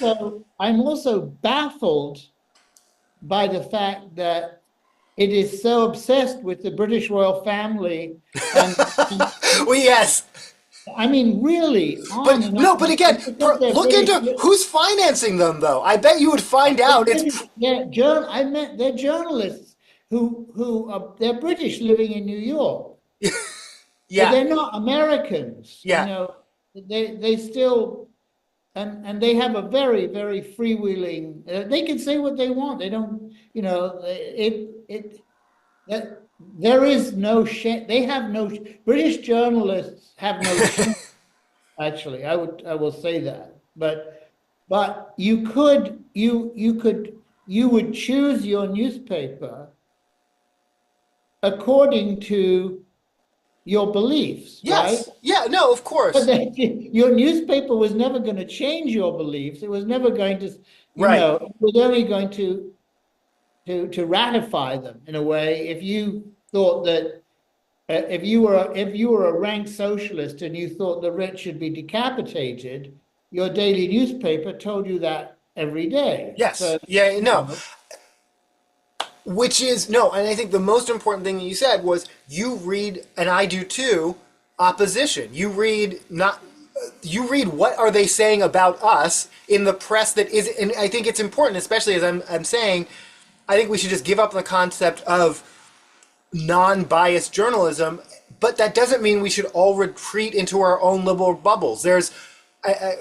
I talked about the exodus from X, Elon Musk's X, but now there are already studies saying that Blue Sky is turning into this own kind of like liberal bubble where people are just self-confirming their own biases without really. I do think it's important that you understand what the opposition is saying, what their perspectives are, even if you don't agree with them, even if you don't like them, even if you don't want to hear them. I think it's still important to explore that from time to time. yeah, I mean, yeah, it sounds like that's what you were saying, or am I? yeah. Um, I would think, I don't know. I don't think either side does that enough. I mean, I think we tend to demonize each other and then write off. Well, I mean, But I mean, is there anybody on the left who's like some of those right-wing commentators? I mean, who is that guy has his own show now?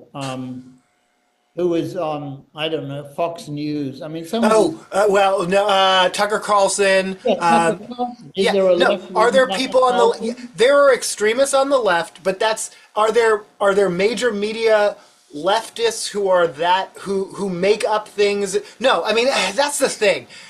At some point it becomes about like false equivocation because it's like people on the left, people on the left don't. I mean, and again, there are extremists on the left who I don't Yeah, want to yeah. identify with at all. I don't want to be a part of, and I am not defending, especially right now.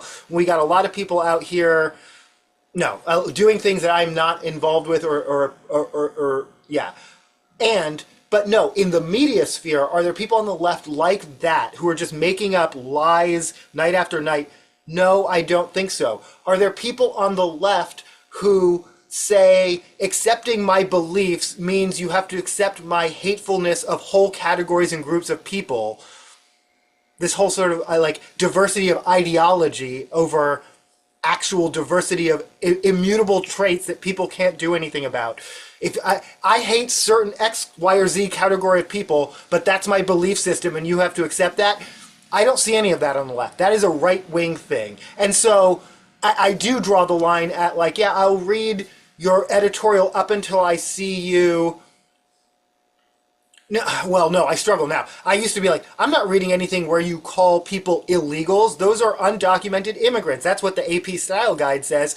But yeah, no, they've pushed the needle enough that they're making me read things where I'm like, I don't like how you talk about whole categories of people, but I will power through this editorial just to, yeah, someone has to chew the cardboard, I call it. Someone has to, and then I'll disseminate it to the people I do communicate with on the left because I don't, again, like you said, I don't think people are doing that enough.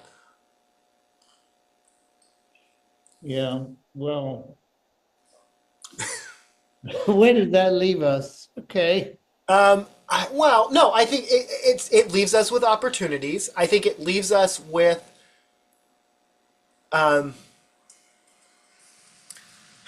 but no, I really do worry about people's media literacy, just in general, people's understanding of where their media comes from, how it works, how it's funded, all of that. But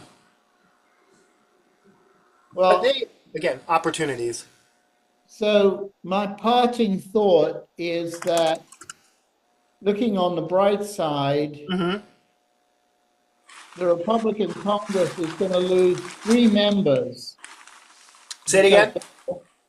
the Congress is going to lose three Republicans Oh, yes. who are going into the administration. Oh, yeah, yeah, yeah, yeah. And The it's other, possible that the Democrats could have a one vote majority. right. Oh, huh.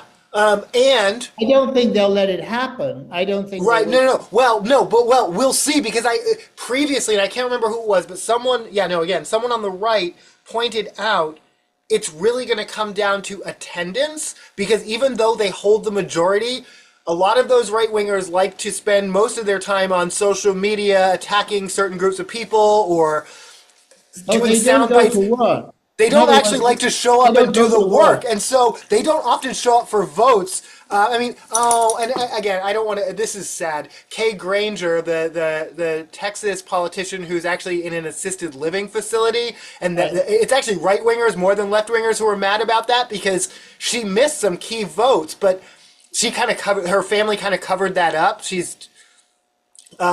But yeah, who shows up is going to be very important. And if the Democrats literally just show up for work, they might be able to hold majorities in some really important votes just because the Republicans will be off doing whatever they're doing that isn't the job. Presumably, they get their salaries are paid directly into their bank accounts. They don't have to go to pick up a check. They don't have to Right? Yeah. go be there on Fridays. Well, no, that they only work Tuesday through Thursday, even when they're in session, I think. Right, right. No, I mean, well, and no, okay, but when they're in session, sometimes I mean, well, filibuster, it can go 24 hours. I'm also going to defend politicians when people say they only work 60 days out of the year or whatever, because it is a real job, and it's one that, in all of the things I would do, well, who would elect me? But I it is a think you real should job, and I will run. defend the what? I think you should run. Weren't you going to run for city council? I was. I wouldn't do that anymore. What cured that was when city council moved to Zoom during the pandemic, and I actually watched, like, sat through, like, what if I Oh, were the person in the I couldn't do it. Like, it couldn't is do it. too granular level. It is Yeah, yeah, too yeah, petty, yeah. like pothole on my street, listening to 24 people for 4 hours grieve about. Yeah, no, it is too granular for me. But no, would I run for something at some point? Again, I have to have a real strong, tangible reason and backing, and I don't see either of those things happening at this point. But yeah, I think politics is a noble profession for people who really want to do it. I think, and when I say profession, I mean that because people will talk a lot about term limits, but I think it should be something you can aspire to and go into as a career. It shouldn't be, there is the as the constitutional founders intended, that you serve Congress and then you go back to your private life. And I think that there's a both and there. I think that there's a value of certain positions being the type where you can't become an entrenched. I think certain positions lend themselves to kickbacks and blah blah blah. But I also think you should have a right to have a career in politics, and if you're good at it and you've been doing well, I don't think you necessarily, just because you're old, that's ageism. If you're still sharp, and Yeah, I I think you agree. should write. Well, you can't. Yeah, well, yeah. I don't know. Whatever. Well, okay. Um, uh, What are you looking forward to? What? Oh, you're doing your talk this week. this Thursday, Yep. yeah, yeah,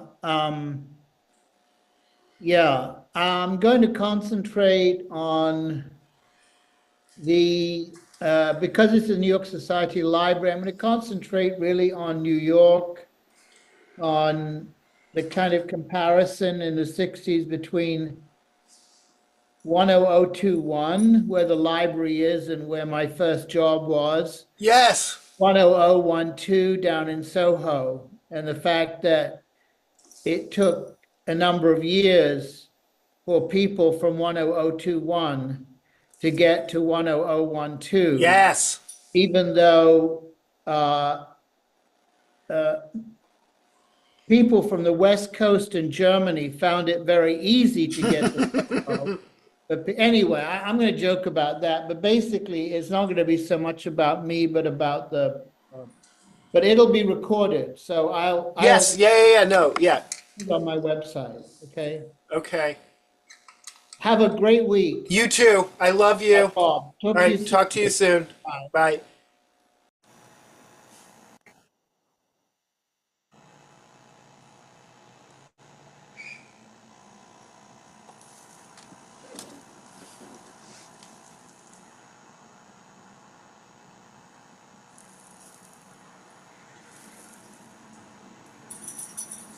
Hello. Can you hear me? Yeah, I can hear you. I can hear you too. Yay. Okay. Success. How are you doing? How was your week? How was Washington? Um, Washington was really interesting. We're being recorded, right? I can turn it off. Well, yeah, you might. I don't, you might. Uh, Okay. Did you okay. just get a sense in being in DC, did it feel different than previous times, given that there's, this administration and all that that's coming No, in? No, no, no, because DC, to me, DC is a really strange place because if you come from New York and not only is the traffic terrible in New York, but it does kind of move. In Washington, there are these huge boulevards, empty streets, very little traffic, yes, yeah, and yet the traffic lights are like 5 minutes long. So you get to a traffic light, there's no traffic, yeah. right?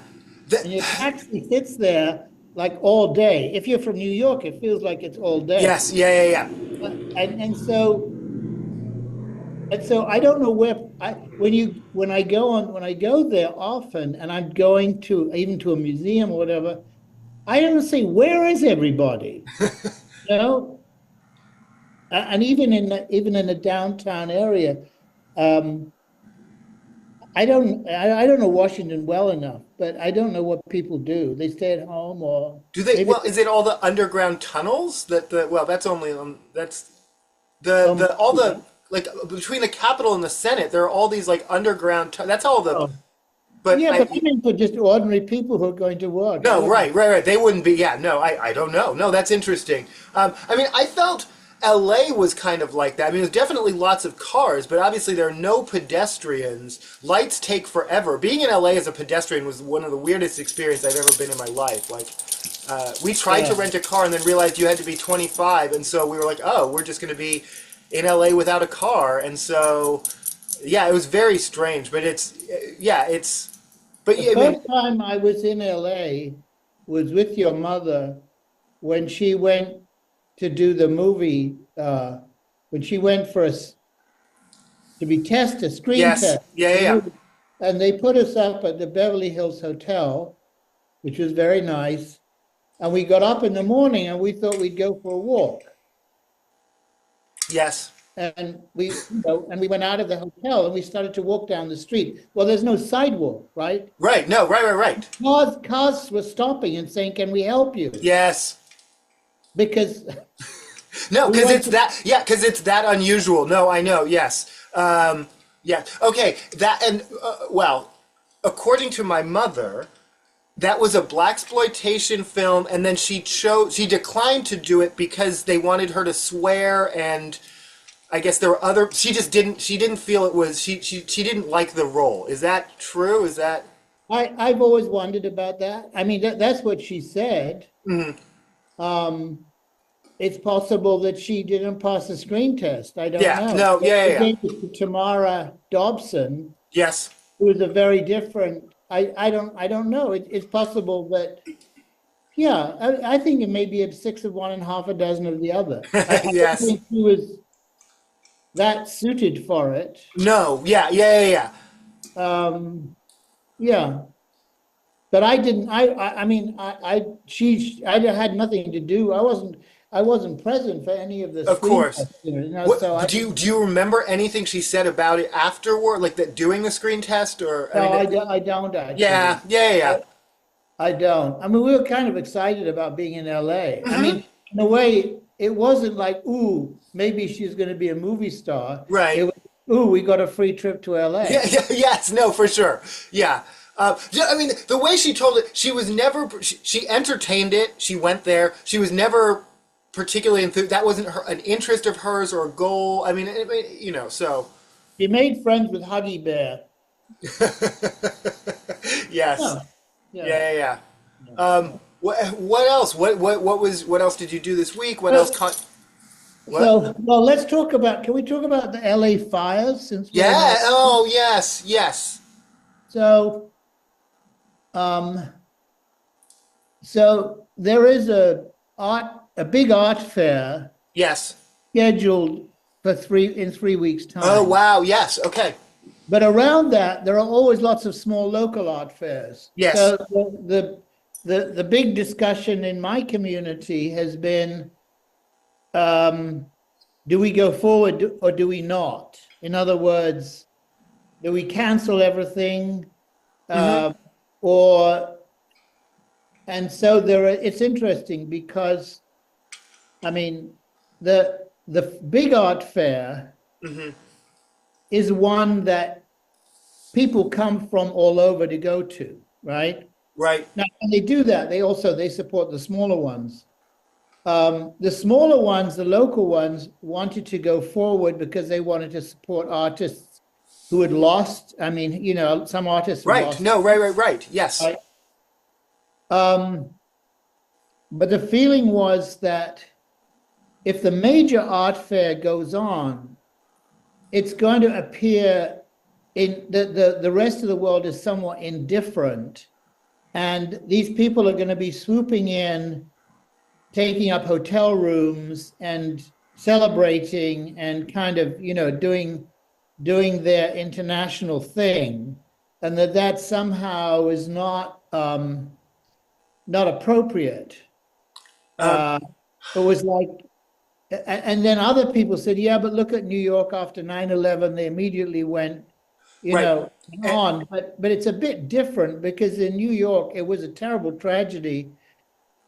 A lot of people died, but it wasn't as if the whole city It was a localized event. No. No. I get it. had. Yeah. What is your take?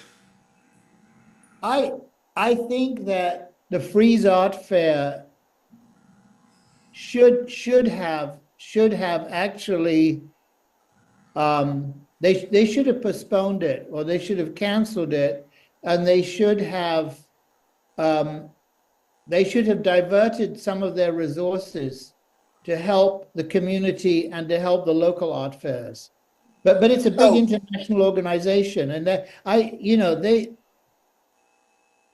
there for the money. They're there for the money, and they know actually that. I hear you. Helping local art fairs. No, that I like. What? Okay, here's my global take, and I don't know, less to do with the art industry, but just sort of, should we move forward? Because the same thing is being said. Should they do the Oscars? Should they do the should we continue or should we not? I say absolutely, you need to keep going, and here's why. One, because of what the Republicans and right side are doing. They're already talking about the Summer Olympics and World Cup, which we're talking about years away. Jim Jordan said it, he just said the quietest part, just very out loud, because let's take it away from LA and give it to a red state. They're already saying we're really? only going to, we're only going to give aid with strings. So, and these are the same people, you can find the side-by-side supercuts when it was their states, because of course they all come from states like Alabama where there are natural disasters all the time. When it was their state, they're saying, this is not a time for politicking and blah, blah, blah. But as soon as it's California, it's, we don't trust them with money. The money's going to come with strings, and we're going to hold it up, and we're going to blah, blah, blah. And we're going to already start talking about taking away events like, the amount of money that Olympics brings to a city, and yes, it's rich people money, and yes, they end up building things, and yes, there is real debate that can be had about, do we want to divert resources to building an Olympic village when, in fact, we need to rebuild homes, and what is the capacity for labor and timber and all? These are all real arguments, but while fake, unserious people are using real arguments to have their arguments, I think it needs to be business as usual just to keep them at bay. I would personally take a page out of the Taylor Swift book, when she was on the Eras tour, they went to all sorts of cities all around the world, some of which had economic or social situations going on. What they did was invest heavily. They, you know, when they hundreds of thousands of meals to food banks in cities. They, when they show up, but they bring not only, you know, tickets and hotel prices, but they bring. So yeah, what if you held the art fair but donated all the proceeds? What if you? I mean, there's a way to do it, but do it in a way that actually generates revenue and awareness rather than, you know what I'm saying? I'm sure actually when it takes place that there will be definitely that aspect of it. Yeah. I don't know whether the participants will create a fund or have a fund. I'm sure they will have to do that, whether they do it for cosmetic reasons or Right. because No, whether it's a check the box or they actually mean it. yeah. Yeah. But I didn't yes, you make a very good point. I'd forgotten that the incoming administration was already threatening the blue states. I don't think they can take the Olympics away. Right. Right. Well, And I right. would imagine that, I don't know how it works, but if you are a city in this country and you are competing for the Olympics, you must have, even years in advance, some guarantee of support from the federal government if you need it. I mean, for infrastructure or whatever. I mean, I have because it's no such a idea big how any deal. of that works. Maybe Yeah. they don't need, maybe they can do it by themselves, but Yeah. I mean, it's very expensive. But yeah, I'd read that idea that any kind of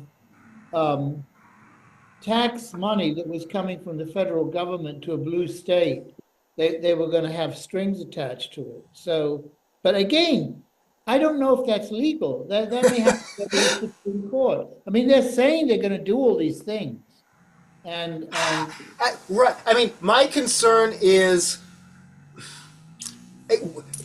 I don't know how much it'll matter whether it's legal. I don't know because it doesn't. There is no oversight for that. I mean, remember in 2016 when we were talking all about the Hatch Act and him divesting himself of his corporations and double blind corporations? Since then, he's now on a social media with his name. It's on the stock market as DJT with his initials that he uses daily so far for the last 90 days for official. I mean, he says things on it's not True Social that he owns his own system, and then journalists report it, and then it becomes policy, and no one's complained. I mean, there's no. I mean, when I say there's no oversight, and I mean the media as well. There is no oversight. They're just going to do what they want, and years later, let the chips, i.e., lawsuits, fall where they may. But in the meantime, the damage and carnage that they plan to wreak. I mean, I don't want to be a doomsdayer, but yeah. okay. So tell me about TikTok. Mm. So, because it seems to me that this was just my take. If there's a drug on the market and for some reason, because of supply or whatever, it's taken off the market, people just go find another drug, a similar type of drug, if they're addicted. In other words, it's not the only game in town. No. Well, okay. But are people going to have to like go into mental hospitals because they don't have TikTok? No. I no. That's not the narrative at all. Well, I mean, that's what. Okay. What's important to note is, well, there are a few things to note here. There's so many things to note here. Oh my gosh. One, just the abhorrent and abject xenophobia of. Simply because this is what I've said from the beginning. And this goes back a year when they first announced this, and they talked about TikTok ban, and then finally they announced it, and it passed it, and then Joe Biden signed it, and so all along and all the way up to the Supreme Court, the whole industry. So when you say there's another drug, yes, the whole industry needs oversight. Targeting one company in a very xenophobic way, ignores a lot of other things, including other companies owned by, the fact that now Red Note, which is literally Little Red Book, has now become popular, is a testament to how narrowly they targeted this, that they missed that. But more importantly, it's that American companies are just as bad. If the argument is we don't trust what they're going to do with our data, that's valid, but I don't trust what Meta's going to do with our data. I don't trust okay, well, here's the thing, because I just spent the last few days on TikTok. They don't trust anyone. And this has been true since before the election, and we knew that. One, they seriously, much of TikTok thinks it's because of their politics. They think, and they're running the clips right now. Anthony Blinken, I can't remember his exact title. Yeah, and then who on the left, and then Mitt Romney on the right, basically saying the same thing. There are multiple clips of them basically saying, this is the reason we're doing this is because unlike other social media, this TikTok is very anti-Palestine. They've said the quiet part very out loud. They say nothing about China. This is all about, and so TikTok believes that. I don't know if that's true or not. I think it's both. I think there are definitely politicians who were down with the ban because they are xenophobic against China. I think the fact that young people coalesced around this, I think definitely is part of it. The other piece that because 7 million Americans make their entire livelihood from TikTok. And the fact that there's no protection for them, and the fact that overwhelmingly Americans don't support the ban, I think rightfully this is an example of your politicians, left, right, center, don't care what you want and what your voice is, and TikTok's very, very angry about that right now. They're definitely not going to go to Threads or Instagram or Meta, any Mark Zuckerberg products right now. I mean, he really aligned himself with. I mean, it's going to be. The idea is going to be. Now it's indoor. Now it's been moved to indoors. But Trump in the inauguration, and they're really mad about Michelle not showing up. But Zuckerberg and Bezos and Elon Musk all lined up on the stage behind him. I mean, they're not. Again, they've given up even saying the quiet part. They're just saying it out loud. We're letting the oligarchs run the country, but they're going to be surprised. They're helping them. Well, no, that's exactly it. Again, they're not muffling themselves anymore. I mean, they've taken the censorship off, or they've gone from left to right rather swiftly as the political winds shifted. And very cynically, at least in this one video that Mark Zuckerberg, which people joke say looks like a hostage video, admitting we're just going to go where and I mean, behind the scenes, I think it's worth noting. They again joke like it looks like a hostage video, but it is. It's almost it's not that they suddenly like him, but it's that. So, for instance, they have billions of dollars at stake. Yeah, no, Meta has lawsuits with the federal government. Amazon has lawsuits with the federal government. Donald Trump can make those go away. Donald Trump said 6 months ago, if Mark Zuckerberg didn't do what he wanted at Meta, he would throw him in jail for the rest of his life. So, if someone threatens to throw me in jail, and all I have to do is, become a Christian or become a Jew or become a Muslim, believe me, hey, sign me up, right? Yeah, no, yeah.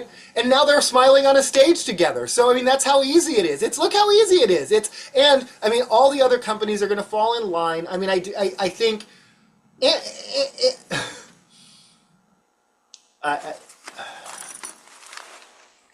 So you think TikTok will be banned, or you think Donald Trump on Monday, as soon as he's inaugurated, is going to sign an executive order? Well, the CEO of TikTok is invited as well. To the inauguration. So I don't think TikTok will be banned. I think Donald Trump will do something. Well, I think Donald Trump will take the credit no matter what happens. Just like with the Gaza ceasefire. But no, nonetheless, again, to me, the real interesting story here this week has been the Red Note. And have you so This is I've caught up a little bit. The Red Note is very popular in Asia or in China, and it's Chinese owned, yes. So yeah, no, and it and is it's more. used by a So lot. if ByteDance has sort of a degree of separation from the Chinese Communist Party, Red Note is Right. literally just like owned by it's straight like and people are doing things like signing up. They're making their social security number their username. So they're saying if your reasoning is you're You afraid want of information? Here it is. yeah, no, no, yeah, There's, no. They're there's, saying if yeah. So no, and all over TikTok, there are all these jokes about I'm gonna miss you, my Chinese spy. You've been here oh, looking I over my see. shoulder. You've helped my For You page. You've helped me discover amazing things on TikTok. Goodbye. There's this one song that's been played, this Chinese folk song that's they're now trying to make go #1 on Spotify. But again, I think what's so, and some people are talking about going again, especially if this is your business. You rely on this very specific format of short videos. Yes, there are other options. YouTube has YouTube Shorts. Instagram has Instagram Reels. Some people are migrating to those. I'm completely agnostic. I don't judge anyone for who they go to or who they don't go to. I think everyone has their reasons. But it's still important to note TikTok one, it had an algorithm that what they joked about, they called their secret sauce, but that really did a really good job of if you were a MAGA supporting Trump person, they helped you find that. If you were queer and black and whatever, they helped you find your community. And really, the algorithm is what ByteDance refused to sell. They're like, we'll sell TikTok, but you can't have that algorithm. That is what's proprietary. And so Right. and so when you say you can go anywhere, yes, you can, but the communities that were built on TikTok are unique. And so I used TikTok for a couple years. I actually literally did find it addictive, like in a different way than other. Like I can scroll for a few minutes and then be like, I'm actually done watching short form videos. It's not my. I like longer form formats, so short form isn't actually my thing. But something about TikTok is addictive. I don't even mean that in a negative way. But I personally chose to stay away from it. But yeah, I've revisited it in the last week just to see sort of, well, where it is, where the community is, what people are saying and thinking. And it's a very unique community compared to other social media. And I don't think it will, if it goes away, much like Vine, which it kind of was born out of, which people still like 10 years later are like, Vine was short form in the sense, Vine were only 6-minute videos. I'm sorry, 6-second videos. So they were very short form, and the rise of a certain type of comedian that could do something that funny that quickly. So yeah, I think TikTok, one, I don't think it'll go away. Even if it does, it was very different and special in a way that I don't think will quite be replicated with anything else. Good. Okay, I understand a lot more now. Yeah, yeah, I do. Um, but yeah, okay, two stories, two art stories I want to talk to you about. One, and I don't know how interesting this is. National Gallery is open 24 hours this weekend for the closing of a Van Gogh exhibit, just to meet demand. And this is Is only that the second time they've ever in done this. They London? did this for Leonardo da Vinci In London? in London. Yeah, in London, they're going to be open. Oh, It's just exciting that they're open 24 hours. People can go see art. I don't know why I'm excited about that. I would go see it well, at 2 in the I morning. think that when a few museums have occasionally done that, and it's very exciting. It's very exciting to go to a museum late at night, actually. Yeah, no, well, I love art Even if they walks, and I hadn't made, even if they hadn't made those movies, A Night at the oh, Museum. I actually love those movies too. No, it's true, but if yeah, so I think they should do that much more. Obviously, it's expensive. Yes. They have to pay. Yeah, it's expensive, but when you have a show that popular, um, I think I think I may be wrong, but it guarantees that you're not going to have massive crowds, so you will be able to see the paintings, Yeah, right? yeah. No, yeah. I think it's. I just heard that and I thought, oh no, I really like that idea. Um, I think that's Well, I think museums should, I mean, ideally, museums should be free and they should be open 24/7, yes, yes, uh, yes. but, And okay, yeah. the other one also out of your. Do you remember the young lady who threw in a can of soup at the painting? Well, okay. Okay, let's stop there, right? Okay, let's stop there. Um, yeah, a a pumpkin colored substance was thrown at the painting. The New York Times guy in London, right? Yes, American journalist. yes. The only way he could describe the color was by calling it pumpkin, right? Oh, And because he called it pumpkin, it became pumpkin soup, ha, which it wasn't. I mean, it was a pigment. It was something yes. blue.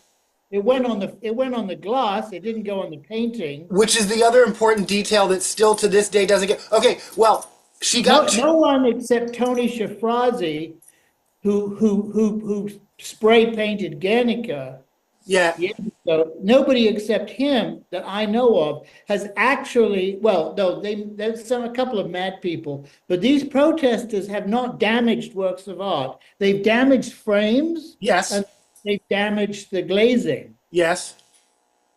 But she got 2 years. They 2 years They're in. terrible. I They're know. terrible. They're Yeah, terrible.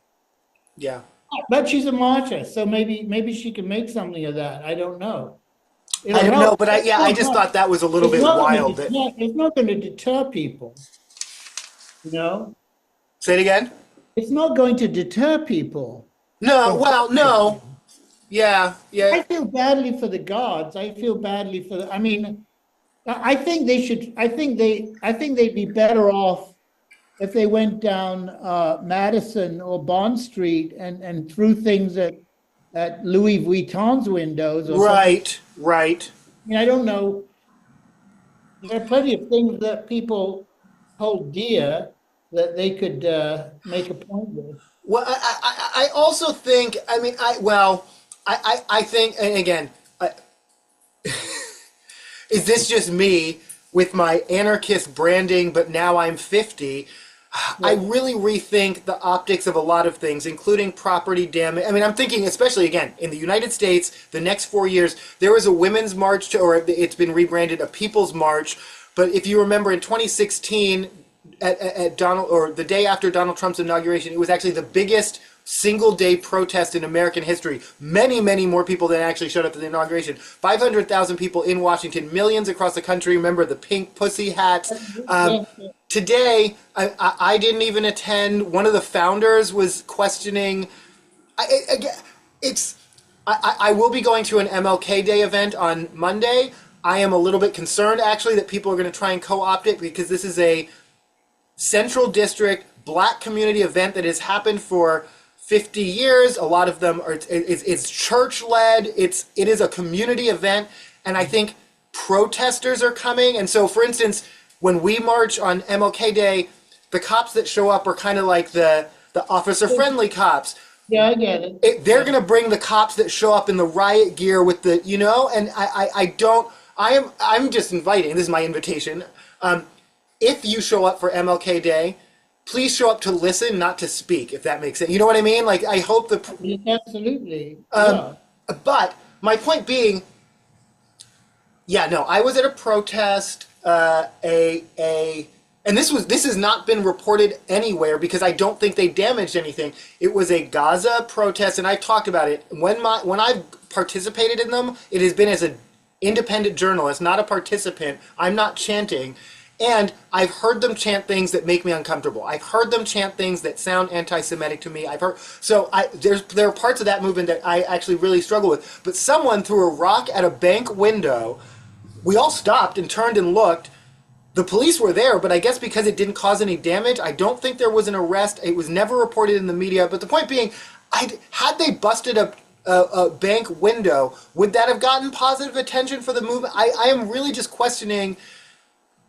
I mean, what has So, worked. so historically, the events that have had the most impact have been peaceful demonstrations.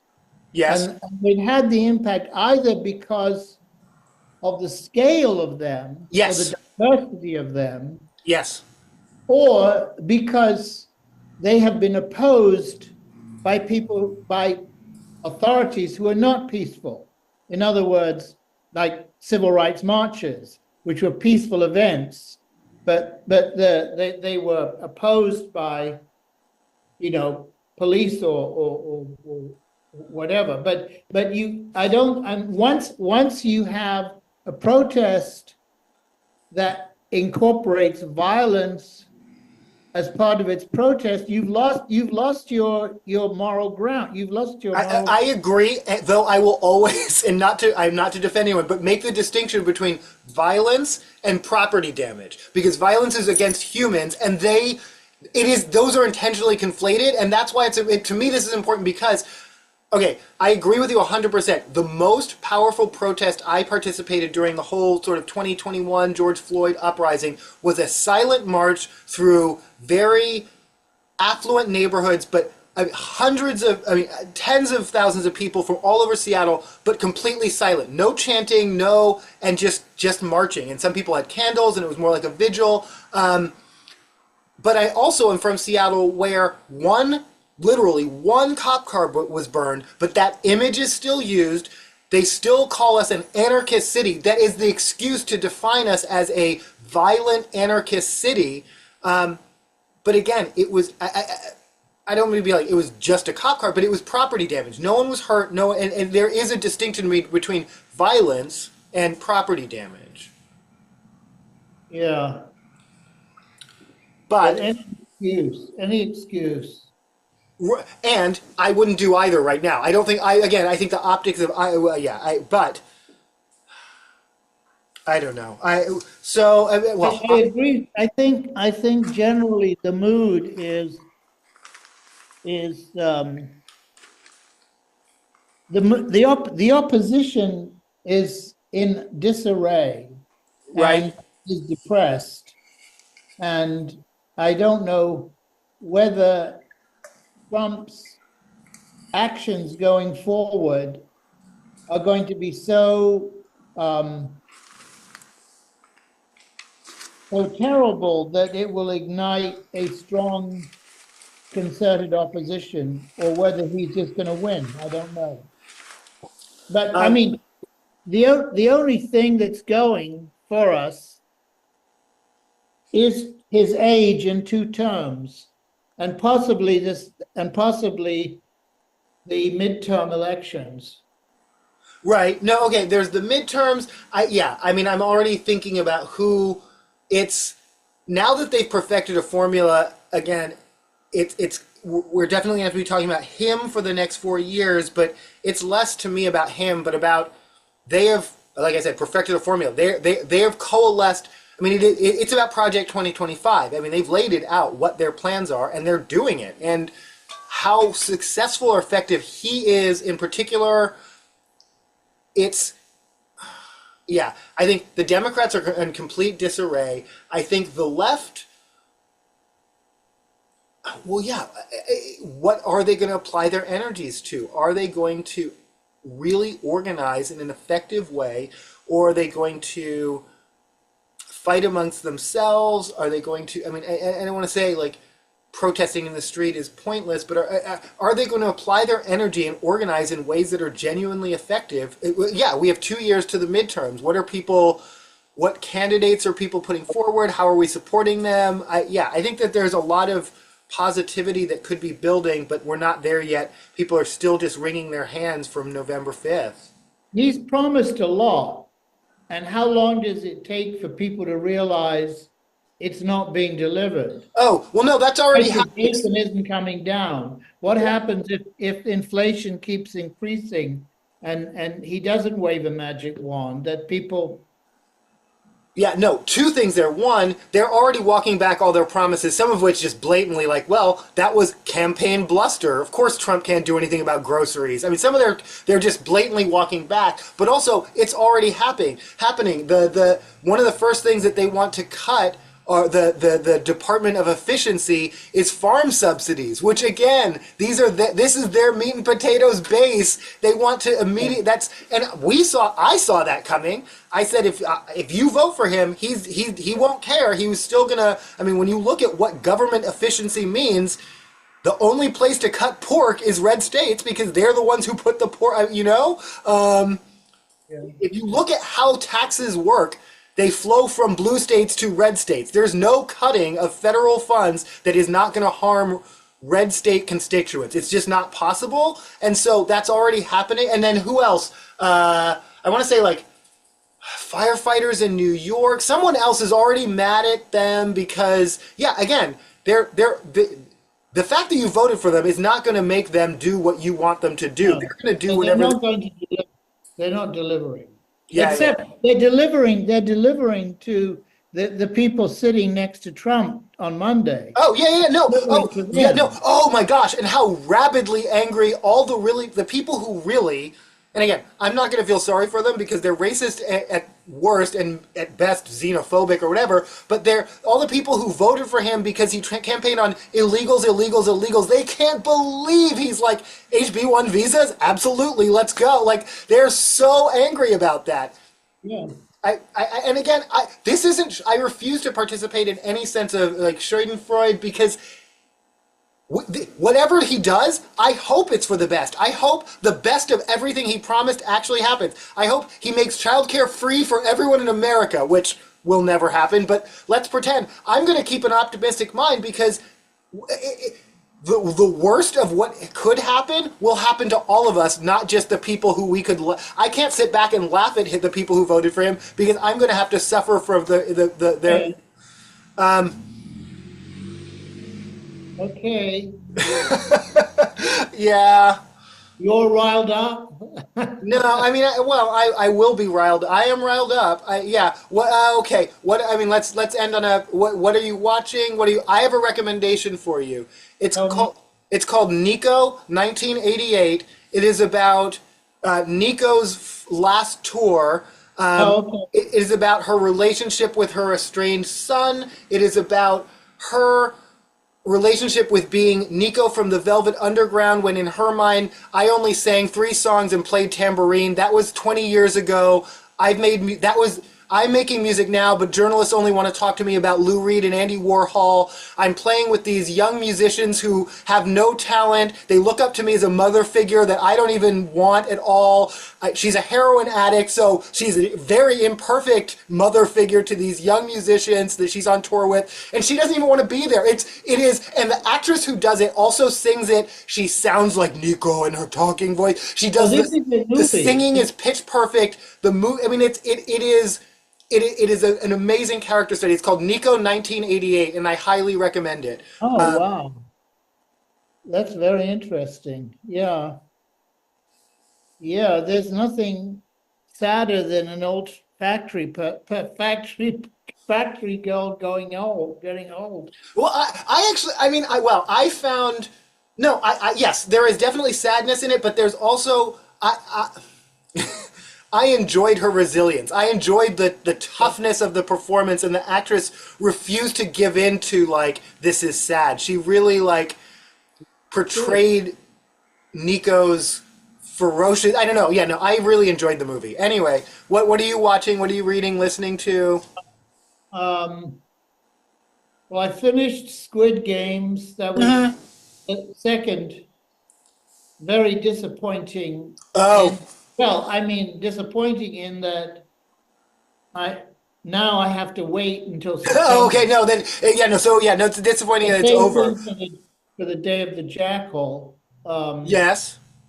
And I didn't realize actually that somebody showed me these twin shots that the at least one scene of the Day of the Jackal with Eddie Redmayne Yes. is exactly the Yes. same.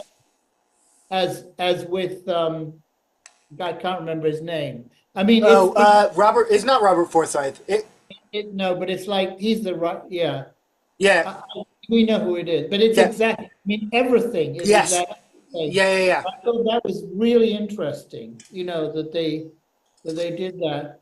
Um, uh, Oz has a new movie coming out called The Monkey. Oz oh, Perkins. really? Oh, okay. That's the one. Did I mention that to you? Yeah, He, yeah, yeah, yeah. couldn't remember that it's a Stephen King movie. Yes, it's big. Yeah, no. So he's the next big thing. He is? Well, Oh, I mean, it's he's Fangoria seems to think so. They've got. I mean, they're. He's got. okay, good. Yeah, yeah. No, I. Is he producing it or He directed it. No, I mean he made two movies. Well, yeah, no, I mean he's working. He's busy. He's okay, good for yeah. him. Right. And Long Legs 2 is coming. So What? Long Legs 2. Oh, okay. Yeah, no, so he's keeping busy. All right. Did you wait? Did you have your talk? I know you have to go. Did you have your talk? Yes, yes, I did. No, it went very well. It was a Good. very cold night. A lot of people, everybody came. They ran out of books for me to sign. Yes. And no, and yeah, no, yeah, I saw some people I hadn't seen in a long time. It Nice. was a pretty gray-haired crowd, but it was a Yes. good, yeah, it was great. Awesome. No, good. Okay. Thanks. I love Thanks. you. Have I a love great you, week. Bob. Take Okay. care. Talk to you soon. Bye.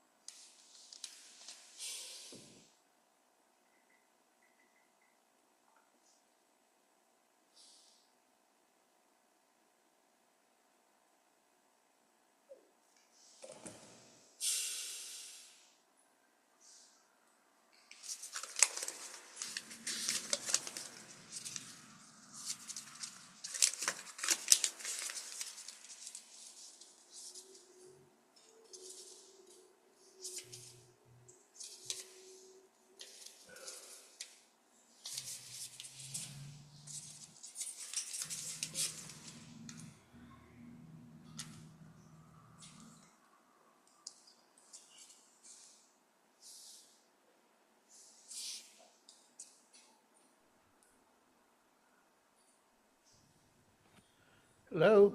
Hello. How are you doing? I'm good. I'm good. Yeah. You're looking rather somber today. Well, it's the look. Yeah. Is it these times? Is it a reflection of Yes, but I didn't dye my hair all black. I dyed it some black, but I was gonna dye it all black, so I'm not fully there, but I've been wearing my protest black all week, so oh, okay. yeah. How are you So, doing? Tell me what's going on with you. well, I was going to ask you, and I have one example at my end.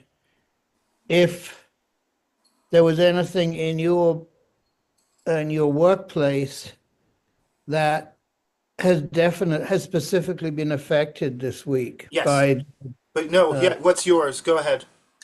well, I work with I have a colleague of mine who is a young woman from Taiwan who's um, she's been based in New York for 10 years on renewable 3-year visas, Yes.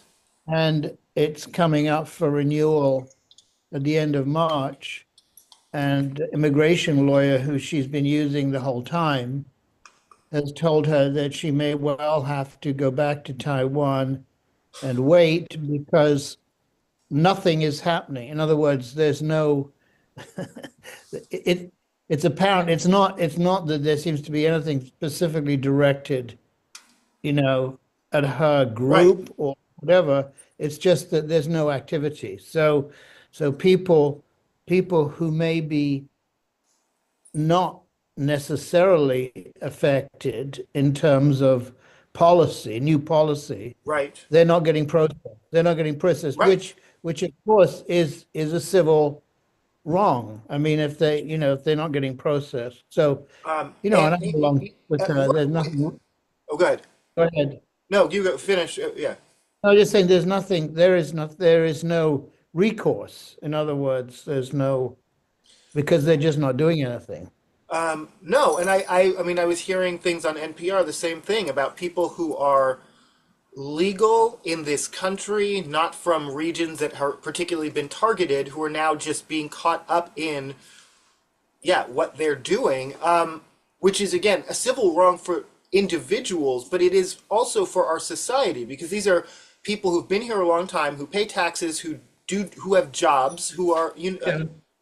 and that is a loss. In my field, so well, child cares are sensitive areas, and they announced this week that immigration enforcement will not be honoring sensitive areas. So so that's Yeah. hospitals, churches, funerals, Oh, public protest used to be protected, but of course they hate that anyway.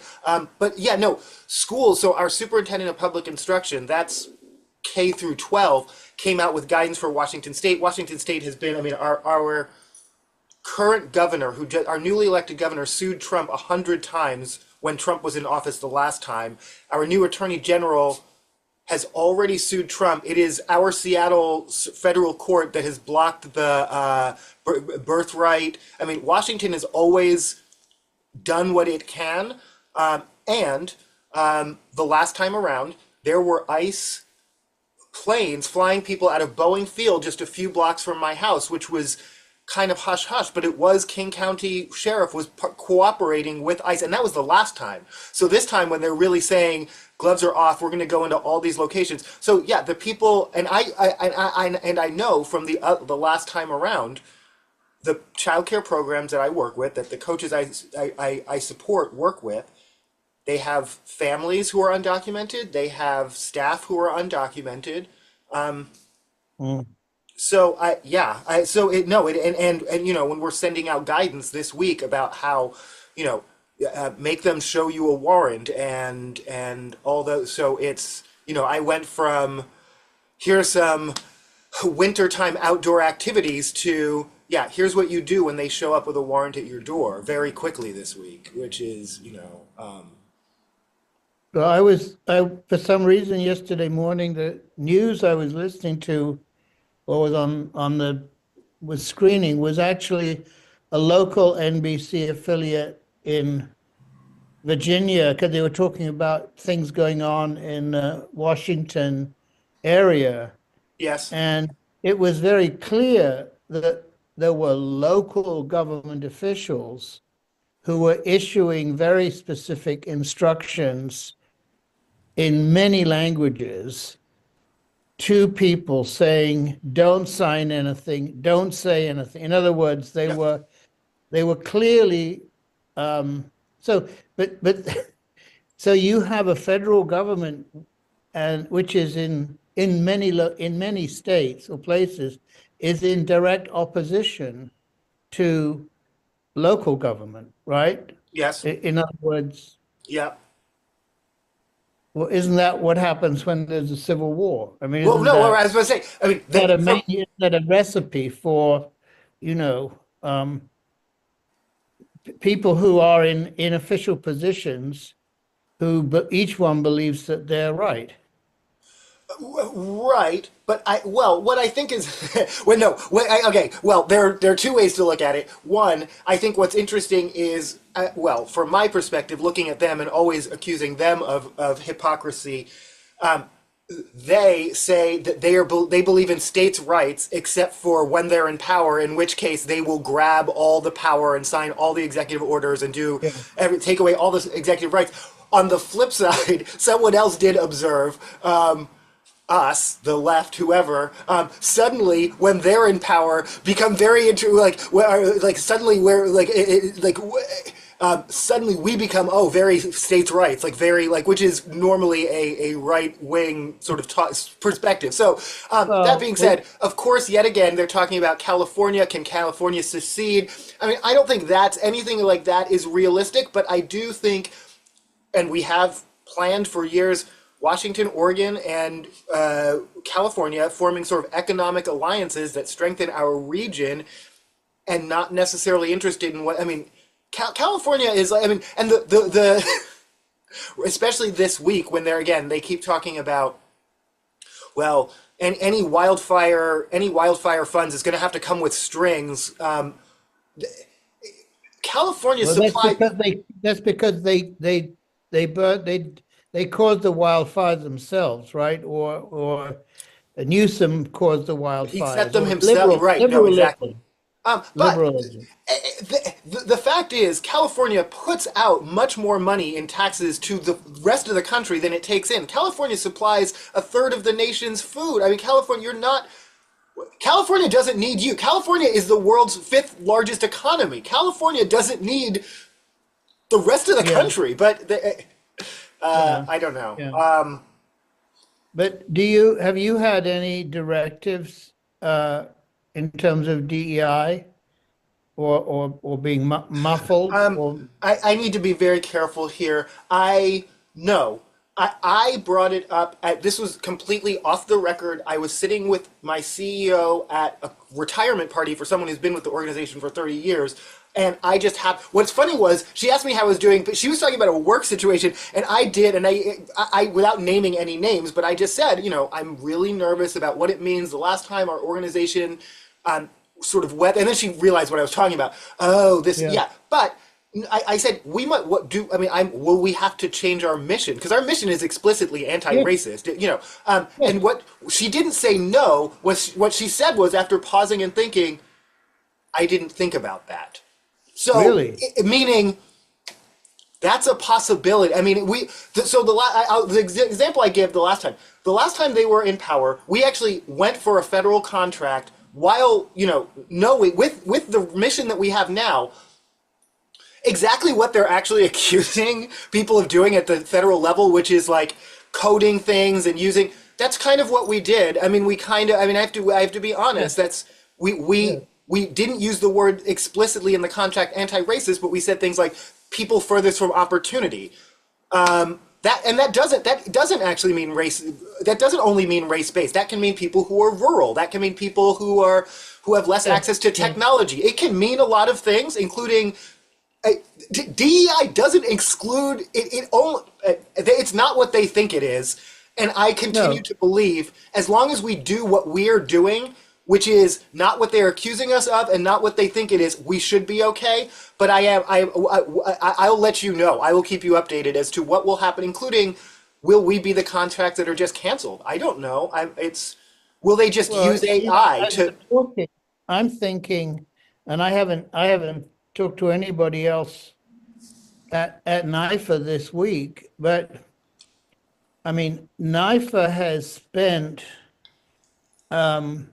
with legal help, put an enormous amount of work and energy into a mission statement that is as inclusive as you can possibly Right. get, which is read at every meeting, which is taken unbelievably seriously, Yes. not just because of the law, but Right. because of it now. And it is explicitly DEI. If someone in the government says, we're going to look at all of those nonprofits, and if they're spouting this DEI stuff, we're going to make them pay taxes, right? I mean, that's Yep. it's And I mean, a it's bizarre possibility. I mean, it's a possibility, right? yes. I mean, and they're already so yeah, they're already directing. It's not just the government. Well, that's where they started, but they're already directing the justice to look into corporations and saying that it's illegal activity. I mean, they've just completely redefined what discrimination means. Including going back, one of the executive orders actually, I mean, this is the part, because a lot of these DEI initiatives, let's be honest, have only existed for 2 or 3 years anyway. Some of these government offices have only existed for 2 or 3 years anyway. Well, These are things, the government's been very late to catch up. Yes. and so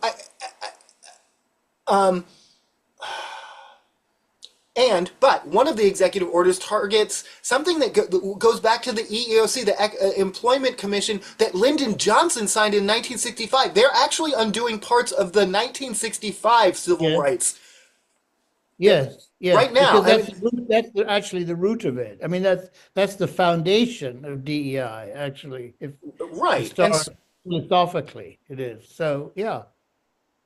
But So no, once yeah. So I think a few things. Well, one, no, but then there's one. I think there's going to be a chilling effect. There has already even. I mean, for the last 6 months or so, because of Bill Altman and Ronnie Starbuck, who are two billionaire, who they've really made this their thing.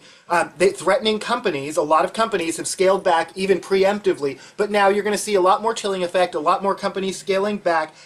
And you're going to see that some of these things, we're going to see lawsuits because some of these protections are are for their employees, are for I mean, I think it's. I mean, I think there's going to be pushback as well. I mean, I think in some way, I don't think it's going to be a great next 4 years, but I think them making it this explicitly about white Christian nationalism is going to have repercussions. I mean, I think them letting 1,500 January 6th defendants, that's not just those are real. And again, most of those people most of those people either never served any time or they served 60 days or so for parading years ago. It's the people really by letting all of them out. It's really the hardened criminals that they're sort of masking that they just let out. And those people are already saying we're organizing. We're going to come after the left. We're going to come out And so and they said they've talked about guns. and they're going to go out and they're going to get the guns. And so I mean I don't want any negative repercussions of anything because any negative repercussions from any of their decisions are going to come down most harshly on the people I care about the most. But what happens when one of those January 6th, well, one of the January 6th defendants have already been rearrested on weapons charges, like literally the next day. But what happens when they start committing crimes? Is there even going to be accountability? Probably not. We already know his press secretary, I don't know, took hundreds of thousands of dollars, but no, I mean, he's still selling NFTs. Like, there's not even the limited guardrails of sort of public scrutiny are gone. It's just they're doing whatever they want out in public.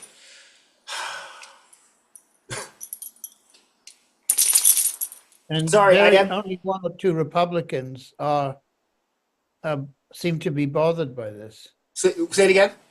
Only one or two Republican politicians seem to be concerned, which is an enormous number of people, men and women, elected to office who have got to know, most of them in their guts, that there is a constitution being trashed in front of them, basically.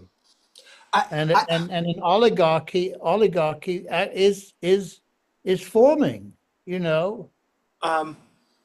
Or are they just drunk with power and they really drink the Kool-Aid and they really believe that how dare Merrick Garland weaponize our justice system for the last 4 years and it's just time for payback and that's just really what they believe and that's I don't know. And they're not concerned that the president is minting money based on his position across the world, across the country, and across the world, with selling access to himself and NFTs and Bibles and God knows what. I mean, this would be anybody else historically. It would have been appalling, but nobody seems to be appalled. I mean, the media criticizes him and makes fun of him, etc. But the establishment seems to be. I think he's been so outrageous for so long that the bar doesn't exist anymore. Right. No, and when the media does cover it, it's still like his weird dancing or let's get mad at musicians who. It's not the policies. It's not. I mean. The only meaningful exchange that I'm aware of is when he was forced to listen to that Episcopal Yeah. bishop when she gave Yep. what I thought was an extremely reasonable, right? I mean, extremely, you know, I mean, she didn't. She didn't say anything about. I would actually know. And here's again, if I were in the press pool, apologize for what? What I would actually make him say what he said, which part he felt was yes, offensive to him personally, because she didn't say anything about him, his character, no, anything he's done. She only made suggestions to him for the future. Are those suggestions offensive? I don't. I'm really curious. Like what he demanded apology for what? Like for what? for what? And I mean, she could have said more or less the same thing to any incoming president, right?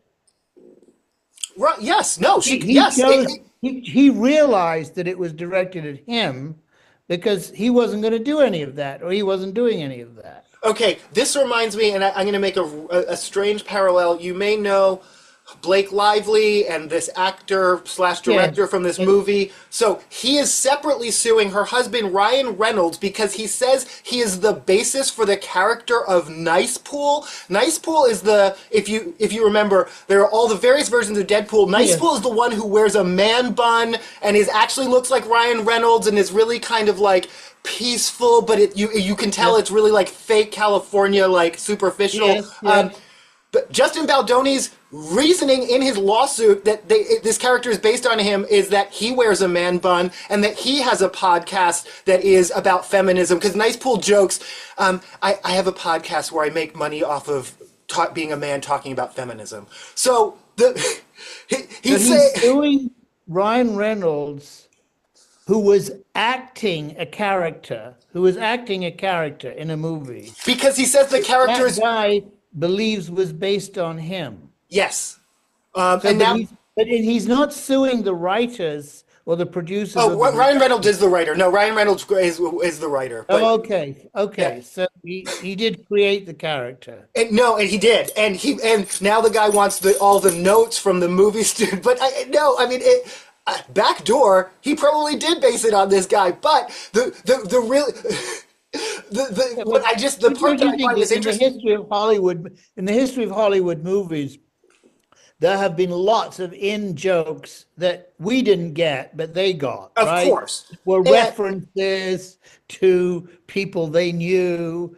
They might have been cute or sexy or quite villainous, but nobody got sued for $400 million, right? right, but the part to me is he's saying like this character, this despicable character is so distinct it could only be me, which is basically him saying I am, which right like you have to. That's the part that and so the same thing with Trump. She could have said, like you said, she could have said that to anyone sitting in Yeah, that position exactly the same way, but it's yeah, only personal because of who he is and what's in yeah. his heart. So that's And it he to me. knows that. It's a reveal. It's just a big own and a reveal. Are we going to talk about the Elon Musk gesture? Is that even? Um, I I would My favorite response, I think, was that of the German foreign minister who said, "A Nazi salute is a Nazi salute is a Nazi salute is a Nazi salute." End. End of story. Right. Like, don't we know, you know, you guys can quibble about it or excuse or whatever, but it no, I think I mean, he's supporting all of these right-wing European politicians. Um, he knew what he was Yeah, doing. yeah, yeah. But Um, no, and as always, I mean, the part that exhausts me is 4 years of this, at least, with these dog whistles, which I just learned a new term this week, strategic ambiguity. But it's the intention. The intention is for him to get all the praise from the right going, oh my gosh, I can't believe he did that on the presidential stage. He's an icon. He owned the libs. And the fact that you can never prove it, the fact that you have 3, 4, 5 day news cycles discussing it, but you'll never be able to prove what was inside his head is the thing. That's exactly what. So the Gab, which is the right wing sort of social media that they have for themselves, the owner of that was gushing about exactly what this is. This is such a wonderful advancement for white nationalism because they can't prove it. They'll never be able to prove it, and we're doing it out in the open now. Yay. And so, but So that's the same thing as plausible deniability. Is it? What was the expression? strategic ambiguity. It's just, but I'm also saying something about my heart, so you can't. And also, we're going to screen grab every picture of any politician in any, we're going to catch someone and we're still it right there. And look, Yeah. Michelle Obama did it. Look, and you're like, no, she didn't actually. She waved her hand up to here like a normal person. You just screen grabbed it at but they're going to. They know what they're doing, and they're going to keep doing it because they can play it both ways, and that's the fun part, because that's what lets them normalize it and do it out in the open. I disappointed in Jonathan Greenblatt, but he's the Anti-Defamation League, but he kind of made. What did he do? Oh, well, he came out and defended it and said, "Oh, come on, let's relax, let's all calm down." It was kind of just a weird gesture, but I think he was one of the first people to say, "Don't forget that he's autistic," which many in the autism community was like, "No, do not. Nothing about autism makes you do that. Nothing about autism." There's a connection between autism and vaccination and Nazism, right? So Well, no. That's implying it was just an awkward gesture. Like he doesn't know exactly how high because he's socially twice. Right, no, right. Twice? No, I mean it's and stiff straight arm out. There are lots of ways to gesture that are ambiguous. That was not, and again, you're never going to get me saying I think it was this gesture because I can't prove it. But we all know what we saw, and here we are talking about it. So congratulations, I guess. I mean it's. Oscars. I'm not. I've only seen one of the movies, so I don't. Which is Wicked, right? No, well, I saw Wicked, and I saw the. I was going to say coincidence. Cavalcade, Cardinals. I'll get to it. Convoy, Converse. Oh, No, not Gladiator. Gladiator. no. I saw that. The Pope one. The Pope. Oh, Convict. I can't remember what it's called. Yeah. Convicts. Convocation. Anyway, that one. The one with the popes, with the guy, the foodie guy, the foodie actor. Speaking, yeah, no, okay, well, my only thoughts, and again, I haven't seen Wicked, but I'm with everyone. How does a movie get 10 nominations but not Best Director? That seems, for John Chu, that seems like a slight. But every year you're gonna. I mean, my favorite part of the Oscars is who was snubbed and who was. It's more important who didn't get a nomination than who did. Almost. I think Cynthia Erivo will and should win. Then she will be an EGOT, which will finally shut up the people who ridiculously were. I mean, she already has an Emmy, a Tony, and a Grammy. But people who are saying that that she was a DEI hire for Wicked. Let's give her the Oscar to quiet that. Yeah. Ariana Grande, I don't think she's going to win, but let's remember she started as an actress. She started as a Disney, so she did, week after week of that 12-hour sitcom grind. So she's not new to acting, even though this is her first sort of starring role in a movie. And of course, we knew she could sing. I haven't seen the film, but I've seen clips of it. Pamela Anderson in the last. Oh yeah, I read about that. Where she's gone in her makeup free phase, and she's playing this sort of Apparently very good. yeah, she's playing an older showgirl just as the show closes. I mean, this I lived in Las Vegas, so this feels like I sort of experienced this what do you do when when the light bulbs go down? Yeah, I watched parts of old Las Vegas fade, and so that movie looks interesting to me. I think she got slighted. But she seems to be taking it all. I don't think she was. I think the award buzz surprised her more than the fact that she didn't get the nomination. Yeah. Yeah. What about you? What are you? Are you? Well,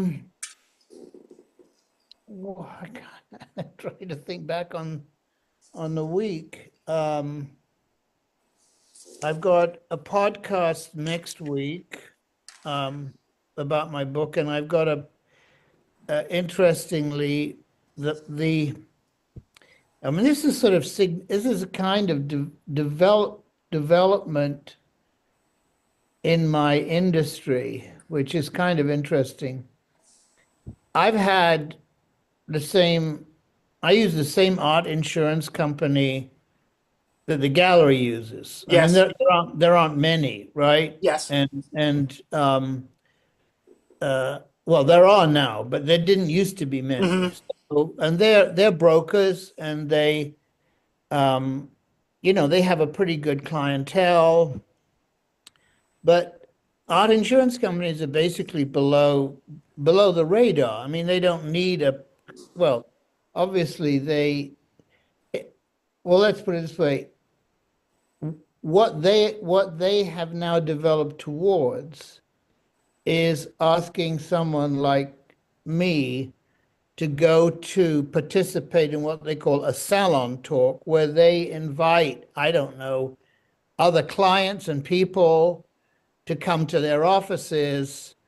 And I guess the woman I've known in that business a long time, she's going to be kind of like having a conversation with me, right? Yes. Yeah. I'm very happy to do that. Sure. But this is the art insurance company. This isn't a museum. It's not a library. Right. It's not a gallery. So, and there's some law firms that are doing the same thing. I guess it's marketing. I guess it's outreach. And But who is the audience are art collectors, I guess, I or don't, I don't, I actually don't know. They have a website. They advertise it on their yeah, website. yeah, yeah, Uh, so I don't know who's. I'll be interested. That will interest me. I yeah. will be more interested in them, as Who's interested in them as they're interested in me. And I yes. may ask them. I'm rude enough to do that. Well, I don't know, but about being rude, but I will certainly ask them why they're there. Um, Otherwise, it's relatively quiet. Uh, Most people um, that I talk to are are really quite shocked by this week. I mean, did not anticipate so much so soon, Oh, um, and are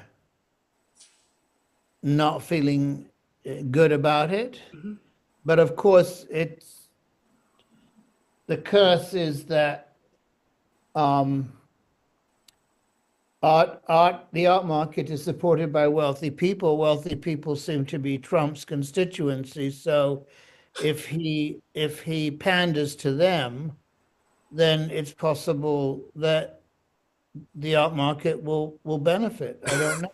So it Right. puts us in a kind of hypocritical, well, I don't know if it's a hypocritical position, but it's like um I don't know anybody who has expressed anything but loathing and terror.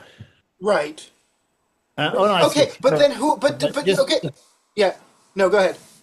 and I'm talking, but I'm not really talking about collectors. I'm talking about artists. I'm talking about Oh, yeah. critics. I'm talking about museum people. I'm talking about like industry folk, right? Right. We're not going to talk. I'm not going to unless a client brings it up to me, and it's highly unlikely. I've never spoken about Of politics course. Right. No. Right. to. But I mean, again, you've been an art dealer for decades and decades and decades, and so you must have. I mean, throughout your. I mean, but again, you don't talk about politics. That's not. Well, I remember this is really weird.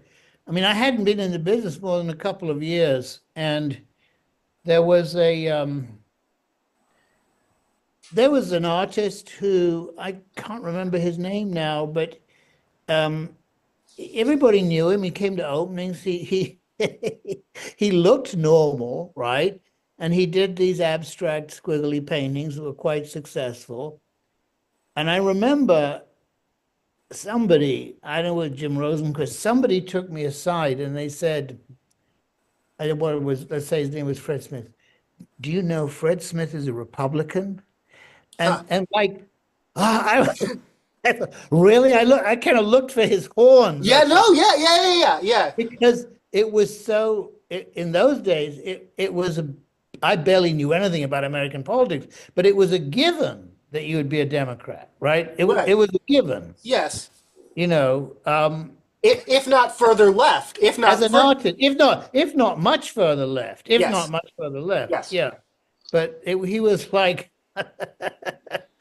he was singled out as the But there always have. I mean, there always. I mean, I mean, this is the part that weirds me out when sometimes I see memes that are dark or ugly or racist or whatever, especially directed at Kamala Harris, but well executed. That art has no political. That they're artists. They're people with technical skills that have no art has no absolutely, yeah. political. You know. So Well, look at Lenny Riefenstahl, right? A yeah, great movie maker, and yeah, yeah, born in the bone Nazi. So, yeah, yeah. um,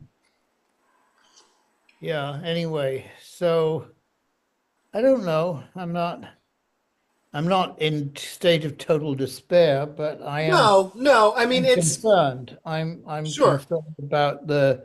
I'm concerned about the effect on people unlike me, who are basically helpless, whose fates are being decided, you know, by they're not faceless, by people that we know that the consequences of those ideological or politically motivated right wing policies have real life, you know, they will tear families apart. They will, people will die. I mean, I Hmm. think, I don't think, you know, Bolton's going to get assassinated tomorrow, but I mean, the idea of taking protection away from people because you don't like them, Is right?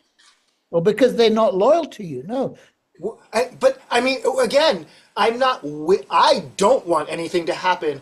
But even if something did to one of these individuals, would they even be apologetic, remorseful? Would they just point fingers and say no. you deserved it? Would they, I mean, they're not. These are that's really dark.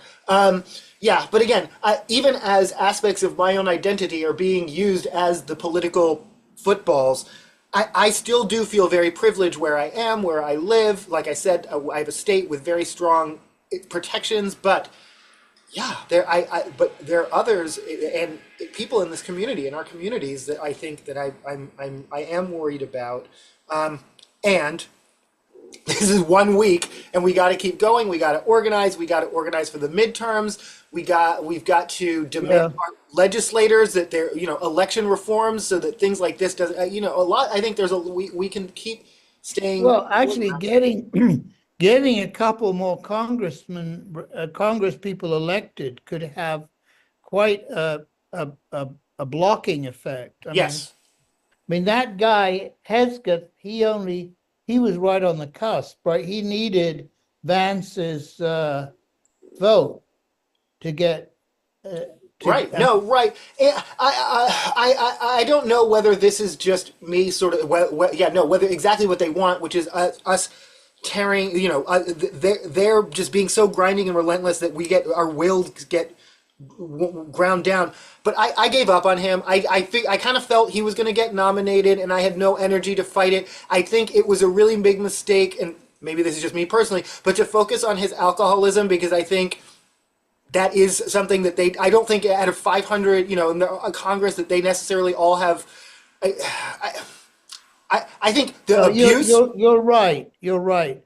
That's serious, but in terms of public opinion, his abusive behavior towards women is really much more likely that more people will be concerned about that. And Whether his it's yeah no and his policy people- yeah he's now the head of it, but the policies around how he feels about women serving, I think they really could have focused on that. Yeah, and his lack of experience, but really for some reason, and again maybe I'm feeling a little bit defensive, but they focused on his alcoholism, and no one in any sector of our society has a room to throw stones in that one. I mean they're democratic, they're alcoholic. You know what I'm saying? I heard his interview. Yeah, I don't think wasn't a hearing, but it was a news interview and about women in the army. yeah, And he basically said, if they can carry 120 pounds, yes. In other right. words, he he didn't say they shouldn't be in combat, but he created a bar, a very high Right, bar. right, right. It was based on masculine talent, or masculine. Which, I mean, to a certain extent, I actually, because the military, I mean, even now, for things like, say, the Green Berets, they don't, and they shouldn't lower the bar for some of the physical requirements of those positions, but it also means, and this is where they suggest DEI means something that it doesn't. They're not, and nowhere in the Army has they ever lowered those kinds of requirements. He's backdoor implying that they have, but it does mean, legitimately, relatively few women have ever served as Green Berets. I think that that's okay. I do think Yeah. I think that sort of that is an example of where their type of meritocracy actually fits. I think you should be, if you're going to be on front lines, you have to have certain physical requirements regardless of your gender. So but what I think is interesting is he still won't just say no. Like he's claiming, no, that was years ago that I said that, but he still won't. Every time he says it, he says something different, but it's not exactly. Yeah, I don't trust him. He doesn't answer the question. He doesn't. I mean, and again, that should have been the argument in the conversation around him. He doesn't answer the question. He kept saying anonymous smears, but these are actually some of these anonymous smears came from from emails from his own mother. So they're quoting his mother, which she came rescinded, but she sent him an email saying, "I'm concerned about blah blah blah." Anyway, but that all gets into domestic stuff. TikTok, final subject, or do you have to go? No, I don't know what happened. Is it on? Is it okay? I mean, is it? It is on. Okay. Well, what happened was it went down for, I would say, probably less than 24 hours, with two different messages, both of which praising Trump, and that's what caught a lot of people by surprise. I still can't find any evidence that Shou Chu, the CEO, attended the inauguration. It was announced that he was going to, but I don't know whether he did or not. I didn't see him there. Yeah, I didn't see him there. He wasn't in Billionaires Row, but the first one said, okay, they took it down 90 minutes early, but so the deadline was midnight. They took it down 90 minutes early. I swear it was a coordinated with the Trump campaign to make sure that on Joe Biden's last day, there was no TikTok, but by the time of his inauguration, it was back up. And the last message was, we're going down, but we're working on it with President Trump. Thanks, President Trump. And then the opening message was, we're back. Thank President Trump. Okay, so well, it was a coordinated. The whole thing was just a coordinated publicity stunt with the Trump campaign, is my opinion. In the meantime, it is still down the app stores, and I don't know if this is Sundar Pichai and Tim Cook, aka Tim Apple, sort of a backdoor getting their digs in, even though they did attend the inauguration. But it's not. It's even though it is functioning again in the United States, it is not available in the app stores. Meaning, if you didn't have it already downloaded, or if you deleted it because of whatever, you can't get it. You can't get it again. And so people are selling phones that have it pre-installed for apparently up to $1 million.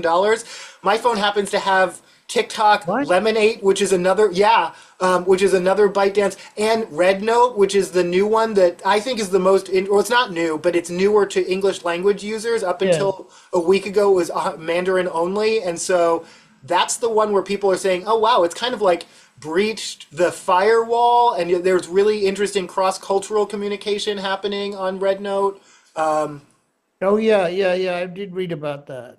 Yeah. So yeah, I mean, I think I am curious when TikTok is fully functioning again, if and when, what and who's going to buy it. Depending on who buys it, where is that community going to go? Because that community felt very strongly, yeah, their politics are very left of center, and they feel that's why they were targeted. I don't know Ah, how they're going to feel with Elon Musk owning them, or even Kevin from Shark Tank. Like, I don't. yeah. But many of those communities also, these people make money off of these things, so they may have to stay on that I don't know. I will see where it all goes. I am, yeah. Are you cautiously optimistic, Bob? Are you About which? cautiously optimistic About which? Just about everything? About I don't. Well, no. I take the long view. I am optimistic that even I mean even things like the Jim Crow era sparked back. Yeah, when they okay. Yeah. so We I get stronger if we're pushed harder. yeah, and that being said, I don't think it felt good to be in the No, Jim Crow era in Mississippi. But no, if someone no. has to fight that fight, I'll be that, and that's fine. So yeah, and I am also just optimistic that life goes on in all eras, just as they spent the last 4 years in doom and gloom. And I'm like, what did Joe Biden do to you exactly? Like, what did they, I'm not going to live or dwell there either. I'm still going Yeah, to good. live my life and go to shows and, so. Okay. I'll take that as a yes. Okay. Yeah, yeah, yeah. I I love love you. you. Love you Okay, both. talk to you soon. Bye.